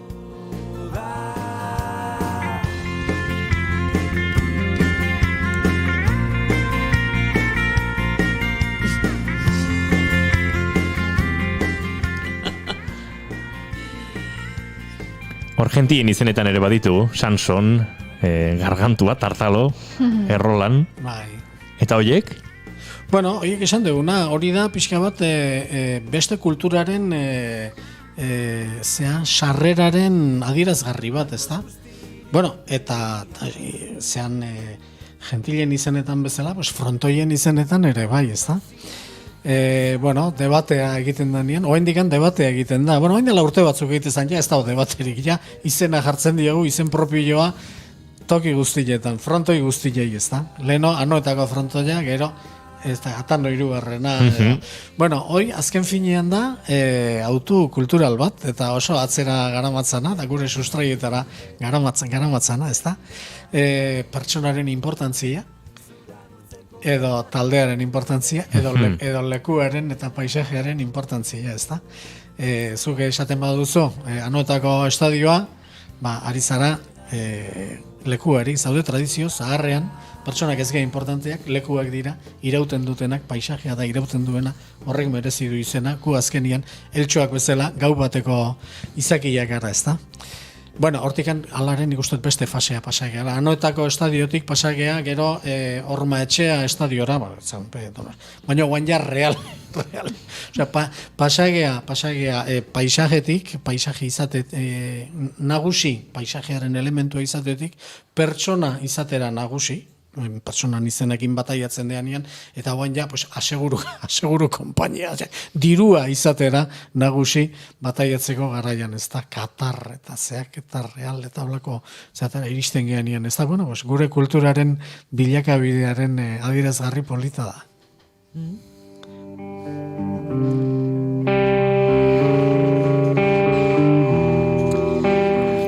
Juan Ignacio Artxoga ere agurtu beharko dugu.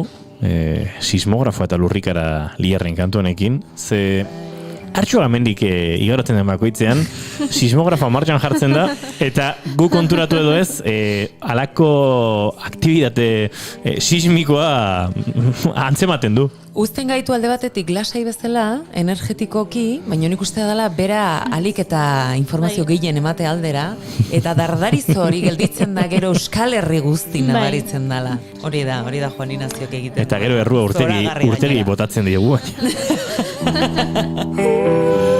Juan Ignacio, mil esker. Oso, eskerrik askazuei. Eta egingo du, sagarrotegi hori. Egunero hori gara, badugu beharra, atzore sagarrotegi eta zaritu ginen. Baina txiritik mesedez, eskafandrakin jun behar baldin badare bertan. Zaila dago asuntoa.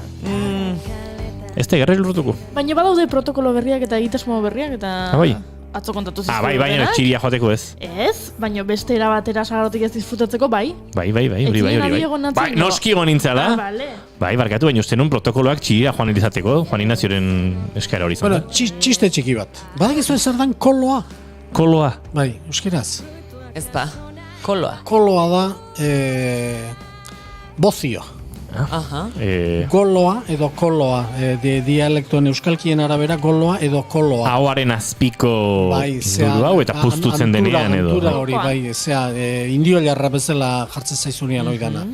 Pues uste politia dela hori jakitea, potrokoloa ze izan daiteken imaginatzen. Oa lasaite isilik. Lierren sismografoa eta lurrikararekin, bagoaz arratsaleko 5:00 bidean eta segituan gurekin Oier Araolaza. Dantza, euskal dantza eta generoaren inguruan ariko gara. Segituan, konturatzerako.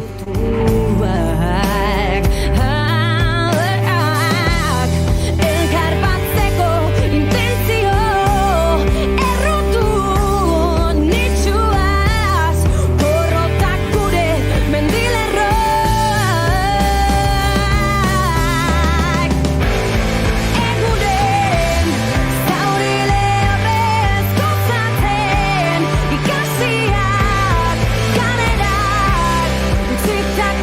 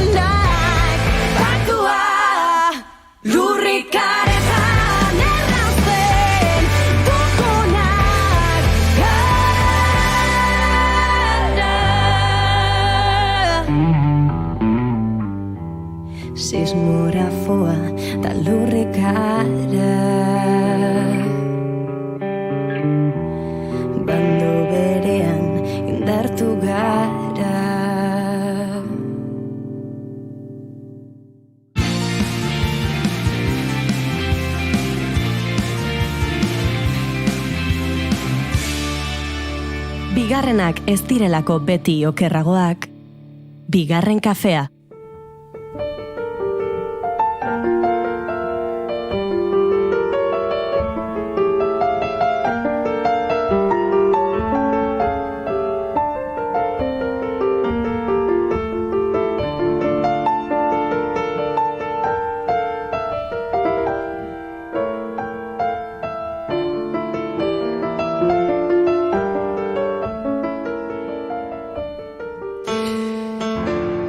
Herri bezala aurreskua oso gurea dela sentitu izan dugu beti, baina zenbat da benetan gurea, emakume ona. Horren inguruan eta erasakonean hitz egiteko gainera, gurean dugu hurrengo gonbidatua. Oier Araolaza Arrieta dantzaria, kazetaria, dantza ikertzailea eta dantza divulgatzailea da. Kazetaritzan eta antropologian egin zituen ikasketak eta Euskal Herriko Unibertsitatean Mikel Laboa katedran egin du doktoretza. Generoa eta euskal dantzak jorratu dituelarik bere tesian. Bertan ateratako emaitzak eta ondorioak genero identitatea euskal dantza tradizionalaren eraikuntzan liburuan plazaratu ditu. Tesiak ardatz nagusi bat du. 19. mendearen bukaeran aldaketa esanguratsu bat ematen hasi zen. Emakumeek aurreskua dantzatzeari utzi zioten. Akaso askok, hori ere ez dugu aintzat hartu, horrela irudikatu baitigute dantza honen simbolismoa. Gehienetan gizonezkoen erritmopean dantzatua izan dena eta ia esklusibotzat hartu zena hamarkada askotan. Aurreskuaren gorputz adierazpena eta errituala maskulinotzat transmititu zelarik.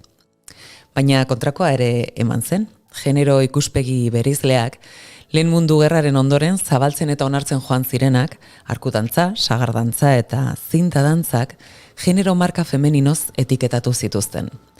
Gizonen errepertoriotik desagertu zirelarik.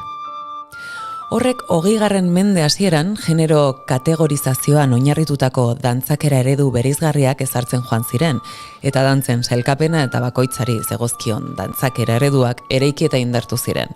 Bakoitzaren tokia gizartearen eredugarri izan zedin. Eraikuntza ideologiko teorikoa, dantzetan luze islatu eta islatzen dena. Jarduerak generoaren arabera bereizteko beharra. Dantzen segregazioaren historia uste genuena baino berriagoa da. Kaixo, Oier, zer modu zaude? Oso ondo, eta zuek? Arratsaldeon, gure ondo. Ederki gaude. Bueno, emakumeak euskal dantzetan gezur baten historia izenburupean eman dituzu zenbait hitzaldi. Bueno, tituluak da ikuspegi oso konkretura garamatza.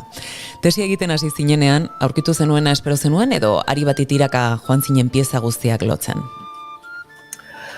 Ba, begira, tesi egiten hasi nintzenean, pentsatzen nuen, banekizkiela, badakizue tesi bat egiterakoan, galdera batzuk planteatzen direla, eta pentsatzen nuen nik banekizkiela galdera hoien erantzunak. Beraz, horregatik hasi nintzen tesia egiten, aldez aurretik ez, zerbait baniekilako uste arroan, esango nuke ez.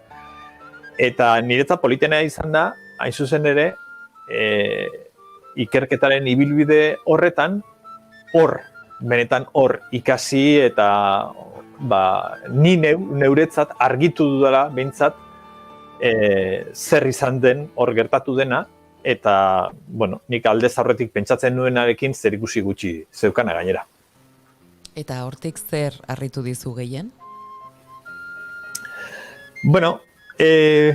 Harritu naguna da batez ere, orainzuk egin duzun sarrera eder horretan aipatzen zenuen horrek, ez? Ze goiz, guretzat ze erainegun ezpada atzo izan diren gertaera hauek, eraldaketa hauek, eta gure genero ikuspegietan betidanikotzat ditugun kontu hauek, zein berriak diren. Oso modu sentzilloan zateko. Aurreskua emakumeek ez zutela dantzatzen sinesten genuen, eta nik banekien emakumeek aurreskua dantzatu zutela. Ez nekiena zen, ze berandura arte, dantzatu den emakumeek aurreskua, eta gainera zen modu azkarrean, ikaragarrian, ez bakarrik emakumek aurrezkoari dantzatzeari utzi, baizik eta gure buruari kontatu diogula gezurra handi hori emakumek aurrezkoa dantzatzen ez dutela, eta gainera sinetxi eta geuk gure ondorengo hori transmititu, ez da? Oiertzu Elgoibarra zara eta bertan hasi zinen 18 urterekin aritz dantza taldean dantzari gisa, eta gaur egun Eibarko dantza taldeko arduraduna eta dantzaria zara. Gainera, dantza.eus webgunea koordinatzen duzu. Dantzari zinguratuta bizi zara, zure tesiaren ondorioak nola jaso dira zure inguruko kide eta profesionalen artean? Egonda kontra egin duenik? Ez da kontrako handirik izan. Eta esango nuke, hain zuzen ere, nire inguru horrentzat begira egindako lana dela. Ze, ondo esan duzun bezala, ni dantzan aritzen naiz, umetatik aritu naiz, eta bai Ibarren, bai Elgoibarren, bai Donostian aritzen naiz hainbat dantza taldetan, eta guztietan, beti gure artean, dantzarion artean, kezka hori sortzen zitzaigun, ez? Dantza hau neskek egin dezakete, ezin dute egin, hau dantza hau mutilena da bakarrik, edo neskena da bakarrik, aldatu daitezke kontu horiek noiztik daude horrela antolatuta, noiztik daukagu ditugu gure dantzak neska eta mutilen dantza bezala bereizita, ez? Orduan, galdera horien erantzunak eskatzen zizkidaten nire dantza lagunek. Eta hain zuzen nire buruarentzat, eta nire dantza lagunentzat egindako ikerketa lana da bai. Oiera, ipatu duzu lehen ere, zuk bazenituela ez, aurriritzi batzuk, edo bintzat gai honen inguruan alako ezagutza ustezko bat, eta gero aldatuela.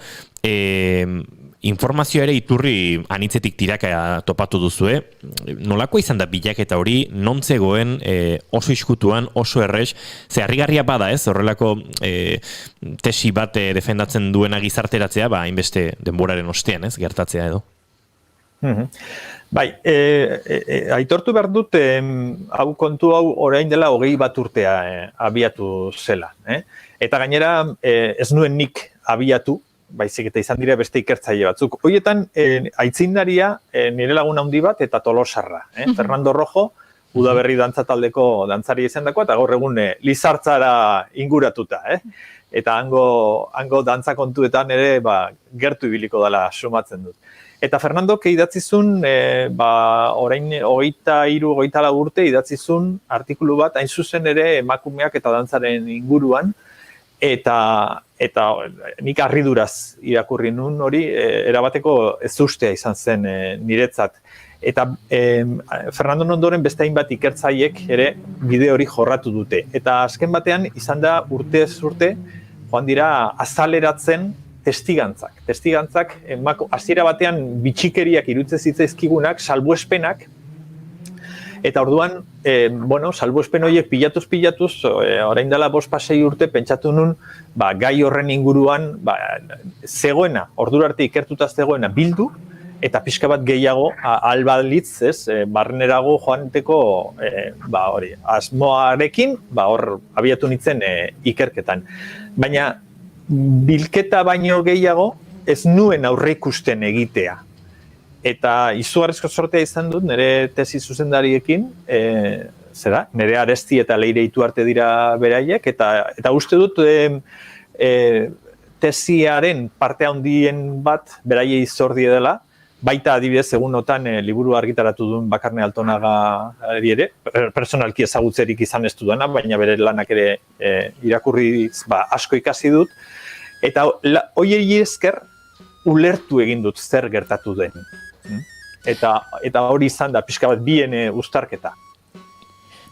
Bada atentzioa deitzen duen, gauza askok deitzen dute atentzioa, baina zu egun Eibarren bizi zara Oier, eta badakigu han ere adibidez emakumeek pilotan euren toki profesionala ere bazutela, 1914 bitarte horretar arte, orduan debekatu egin zitzaiela, ezta? Gauza da, nola izan daiteke, ez? Bere garailean frontoia eta raketa, ez? Pilota raketarekin ere asmatu izan zen emakume horiek nun baitean, ez? Jartzeko eta ipintzeko, ez? Eta genero hori, bereizketa handi bat egin zen horre ere. zergatik ematen da historiaren denbora honetan batera dantzan, ez? Gutxi gora bera hortik ibiliko garelako alegia. Zergatik ematen da bai kiroletan, bai dantzan, zer dago horatzean, ze momentu historiko, politiko, soziala dago atzean? Bai, gizarte oso bat, dago oso pilpilian eta eraldaketa prozesu batean. Eta ez da bakarrik pilota edo dantza, gizarte osoko alor guztiei eragiten diena. Nik hain zuzen ere, kontu hauek dira ikasi ditudanak nire tesi zuzendariekin, eta da, garai horretan, gertatzen ari diren aldaketa horien artean, badago genero ikuspegian, halako bitasunerako izugarrizko bultzada gogor bat. Eta horrek ekarriko duena da, gizon eta emakumeak, horrela justifikatu edo sinistu araziko digute sortzez, jaiotzez, biologikoki guztiz desberdinak gerala, eta hori desberdinak garen neurrian gure gorputzak eta gure jarduerak eta izateko moduak eta lanbideak, ogibideak, ekintzak eta dantzak eta pilotak eta kirolak desberdin gorpuztu behar ditugula.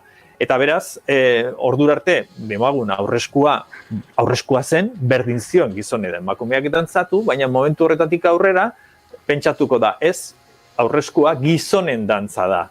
Eta beraz, emakumeek dantzatu nahi baldin badute, asmatu ditzagun, sortu ditzagun dantza batzuk haientzat. Eta hori da, kasua, gorulari edo pospolinen dantzak, arku dantzak, zinta dantzak edo sagar dantzak, horietako batzuk gizonek ere egiten zituztenak, baina momentu horretatik aurrera emakume dantza bezala kategorizatuta geratu eta gizonek apenas egingo dituztenak. Eta bestalde, pilotana kasua aipatzen zenuena ere bai, ordura arte emakume pilotan normal jokatzen zutena, baina momentu horretatik aurrera eskuz edo zestaz jokatzea gizonei dagokien kirol bezala kategorizatuko da eta modalitate berriak asmatuko dituzte emakumeek jokatu dezaten, ez? Orduan, bereizketa hori muturreraino eramango dena alor guztietan eta nik hor intuizio garbi bat bai izan nuen aspaldi, aspaldi orain aipatu dut orain dela 20 urte hasi ginela kontu hauetaz bueltaka, orain dela 15 urte garbi izan nuen, adibidez, arkudantzak edo pospolin jantziak eta dantzak, asmakuntza bat zirela emakumeari bere eskubideak mugatzen zizkiona. Hain zuzen ere, gona jartzerakoan, praka jastea eragozten ziolako. Aipatzen zenun bezala, genero marka horiek baita jantzietan ikusi ditzazkegu, gure imaginario kolektiboan badakigu zer eraman beharko luketen emakumeek eta zer eraman beharko luketen gizonek, baina hala ere egungo dantza taldeetan joera bat ikusi dugu eta jantzi neutroak eramatera, baina zure esperientziatik nortzuk dira erresistentzia handiena jartzen dutenak, ze hor ere topatzen garagu kontraesanekin? Bai, egia da, oso barneratuta ditugun estereotipoak direla, eta dantzaren alorrean bereziki, oso lotuta daukagu emakumeen jarduera, soineko mota zehatz batzuekin, gonarekin, eta bar. Eta, bitxia da, egunerokoan prakak edo galtzak emakume edo gizonek berdin jazten ditugu, baina dantzarako orduan ematen du prakak bakarrik gizonezkoen jantzki direla. Eta hain zuzen ere, emakume eta dantzari gazte emakumeen partetik sumatzen dira azkenengo urteetan, zentzu horretan, zenbait erresistentzia, ez? Azken batean,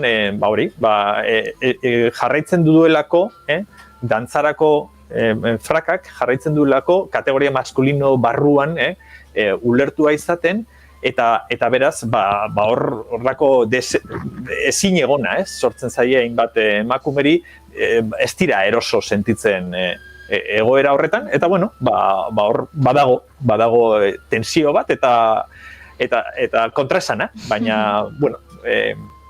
feminismoak zerbaiterak gutxi badigu da kontraesanekin bizitzen ikasi beharra daukagula, eta nik uste dut horrelakoak kudeatzen jun beharko gerela. etikaren ikuspegitik ere sortzen zaizkigu kontraesanak oier tradizioari erreparatzen diogunean, eta tradizioaren kudeak eta modernitatean nola egin behar den edo ez eztabaidatzen hasten garenean, ez? Tradizioaren izenean astakeri asko izan egin dira, eta pentsatzen dute, bueno, gure folklorean, dantzan, musikan eta beste hainbat alorretan ere egin direla, eta askotan izaten dugula, ez? Borroka hori, barne borroka hori, tradizioa nola mantendu, nola egokitu, non bilatzen da oreka edo lortu alduzuzuke argia emango digun zerbait topatzea edo pentsatzea tradizioaren gaur egungo kudeaketari edo erabilerari dagokionean? Nik galdera horri erantzuteko gustatzen zait tradizioa beste analogia batekin edo beste zera batekin, ez? Ideia batekin parekatu eta horrekin nola funtzionatzen dugun, nik uste dut oso baliagarri zait tradizioarekin nola funtzionatu pentsatzeko. Niretzat tradizioa hizkuntza bat izango balitzan bezala da. Euskara, kasu honetan, euskal tradizioa litzateke euskara, gure hizkuntza. Eta hizkuntza horretan, hizkuntza hori etengabe berritzen, aldatzen, eraldatzen ari gara, behar berria dauzkagu, baina badaukagu ere kasu batzuetan nahia, aurrekoengatik pixka bat bereizteko, baina ez erabat bereizteko.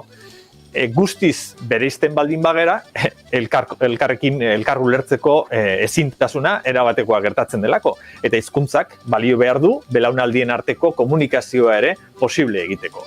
Eta nik tradizioak horrela bizi ditut. Hau da, tradizioak badira gure aurreko belaunaldiek eskaini diguten komunikazio tresna bat, eta tresna hori gure egin behar dugu eta gure egungo balioetara egokitu, bestela ez da gurea izango erabat, gure egin behar dugu, egokitu eta berritu behar dugu, baina ezin dugu erabateko eten bat eragin, ze orduan gure hori transmititu digun belaunaldiarekin etengo, eta guk komunitate horretako parte, kide eta haien sokako urrengo katebegi izaten jarraitu nahi dugu. Bestetik badaude zenbait gauza adibidez, ez, dantzaren alorrean, zenbat aldiz esaten da mutilek ez dutela dantzatzen. Are gutxiago euskaldunak badira. Horrelako, ez dakit, ez? Esan moldeatik ditugu eta oso barneratuta ditugun zenbait gauza. Eta egia da, umeek 5 urte bitarte horretan denak dantzan egiten dute salto, askatasunez bizitzen dute euren gorputza. Agian, gizarteratze psikologiko hori oraindik euren gorputzera iritsi ez delarik, ez? Agian hor egongo da muga. Zer gertatzen da hor? Ze zu irakasle bezala eta dantzari bezala ere hori bizituko zenuen gertutik. Bai, eta gehien bat ikusi dut hori guraso bezala. Seme-alabengan ikusi dudalako ibilbide hori.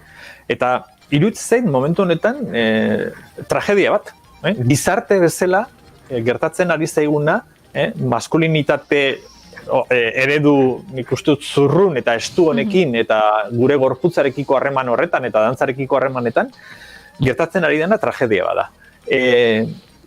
Oso ondo esan duzun bezala, 4-5 urtera arte ume guztiek mutila neska libre dantzatzen dira.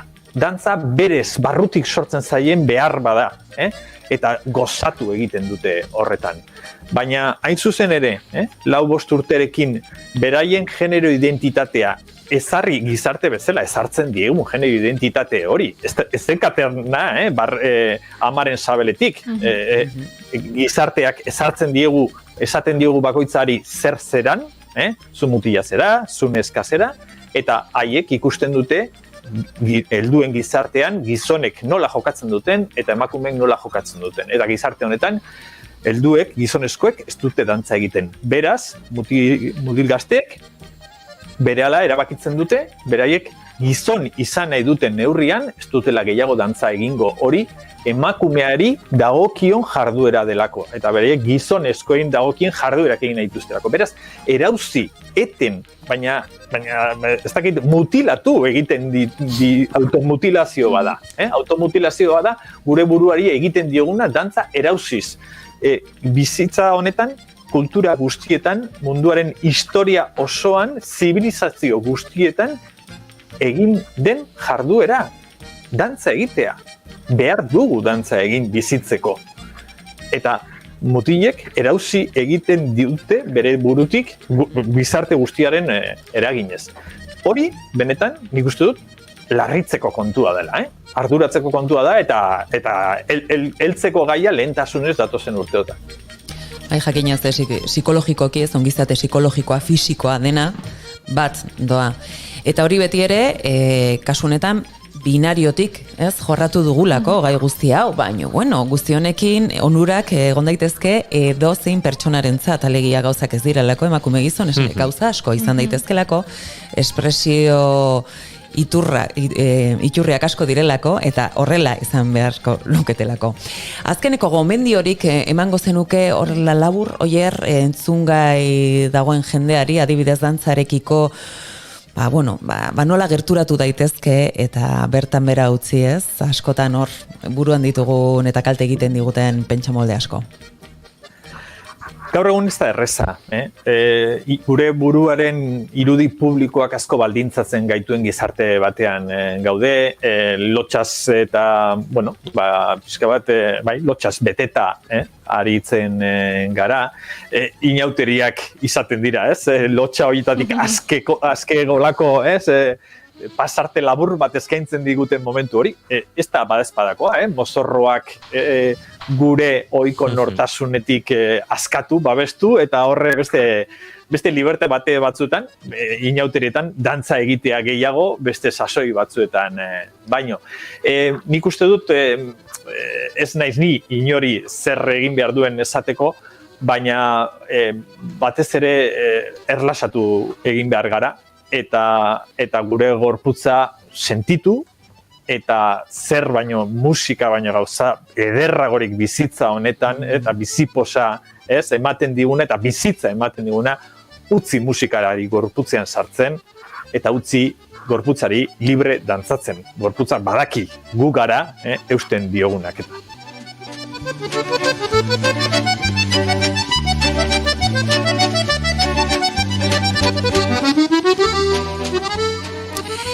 Mila esker, Oier Arao Lazarri eta plazerra izan da, gurean zu izatea, eta segi horretan, eta edozein ikerkuntzarekin aurrera zoazela, hemen izango duzu beti tokia, ezta? Noski, bigarren kafe hartzeko beti presgu. Beti presgu.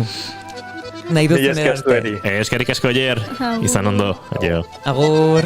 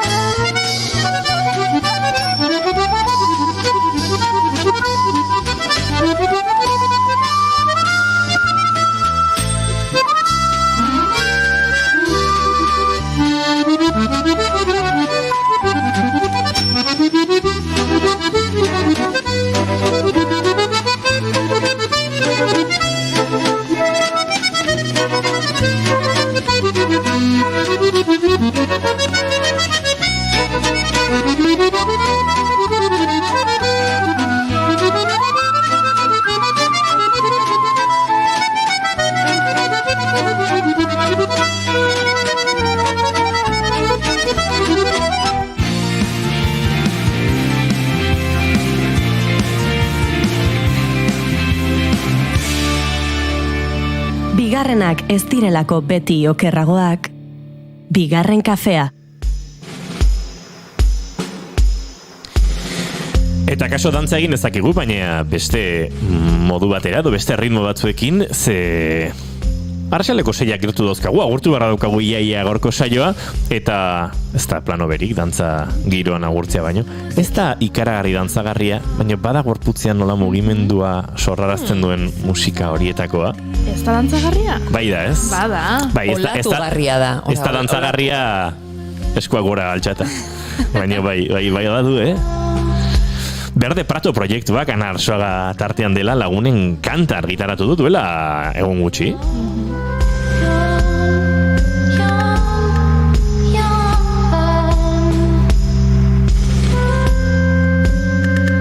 Eta proposa iruditu zaigu gaurko otsailaren 16ko bigarren kafea hau agurtzeko.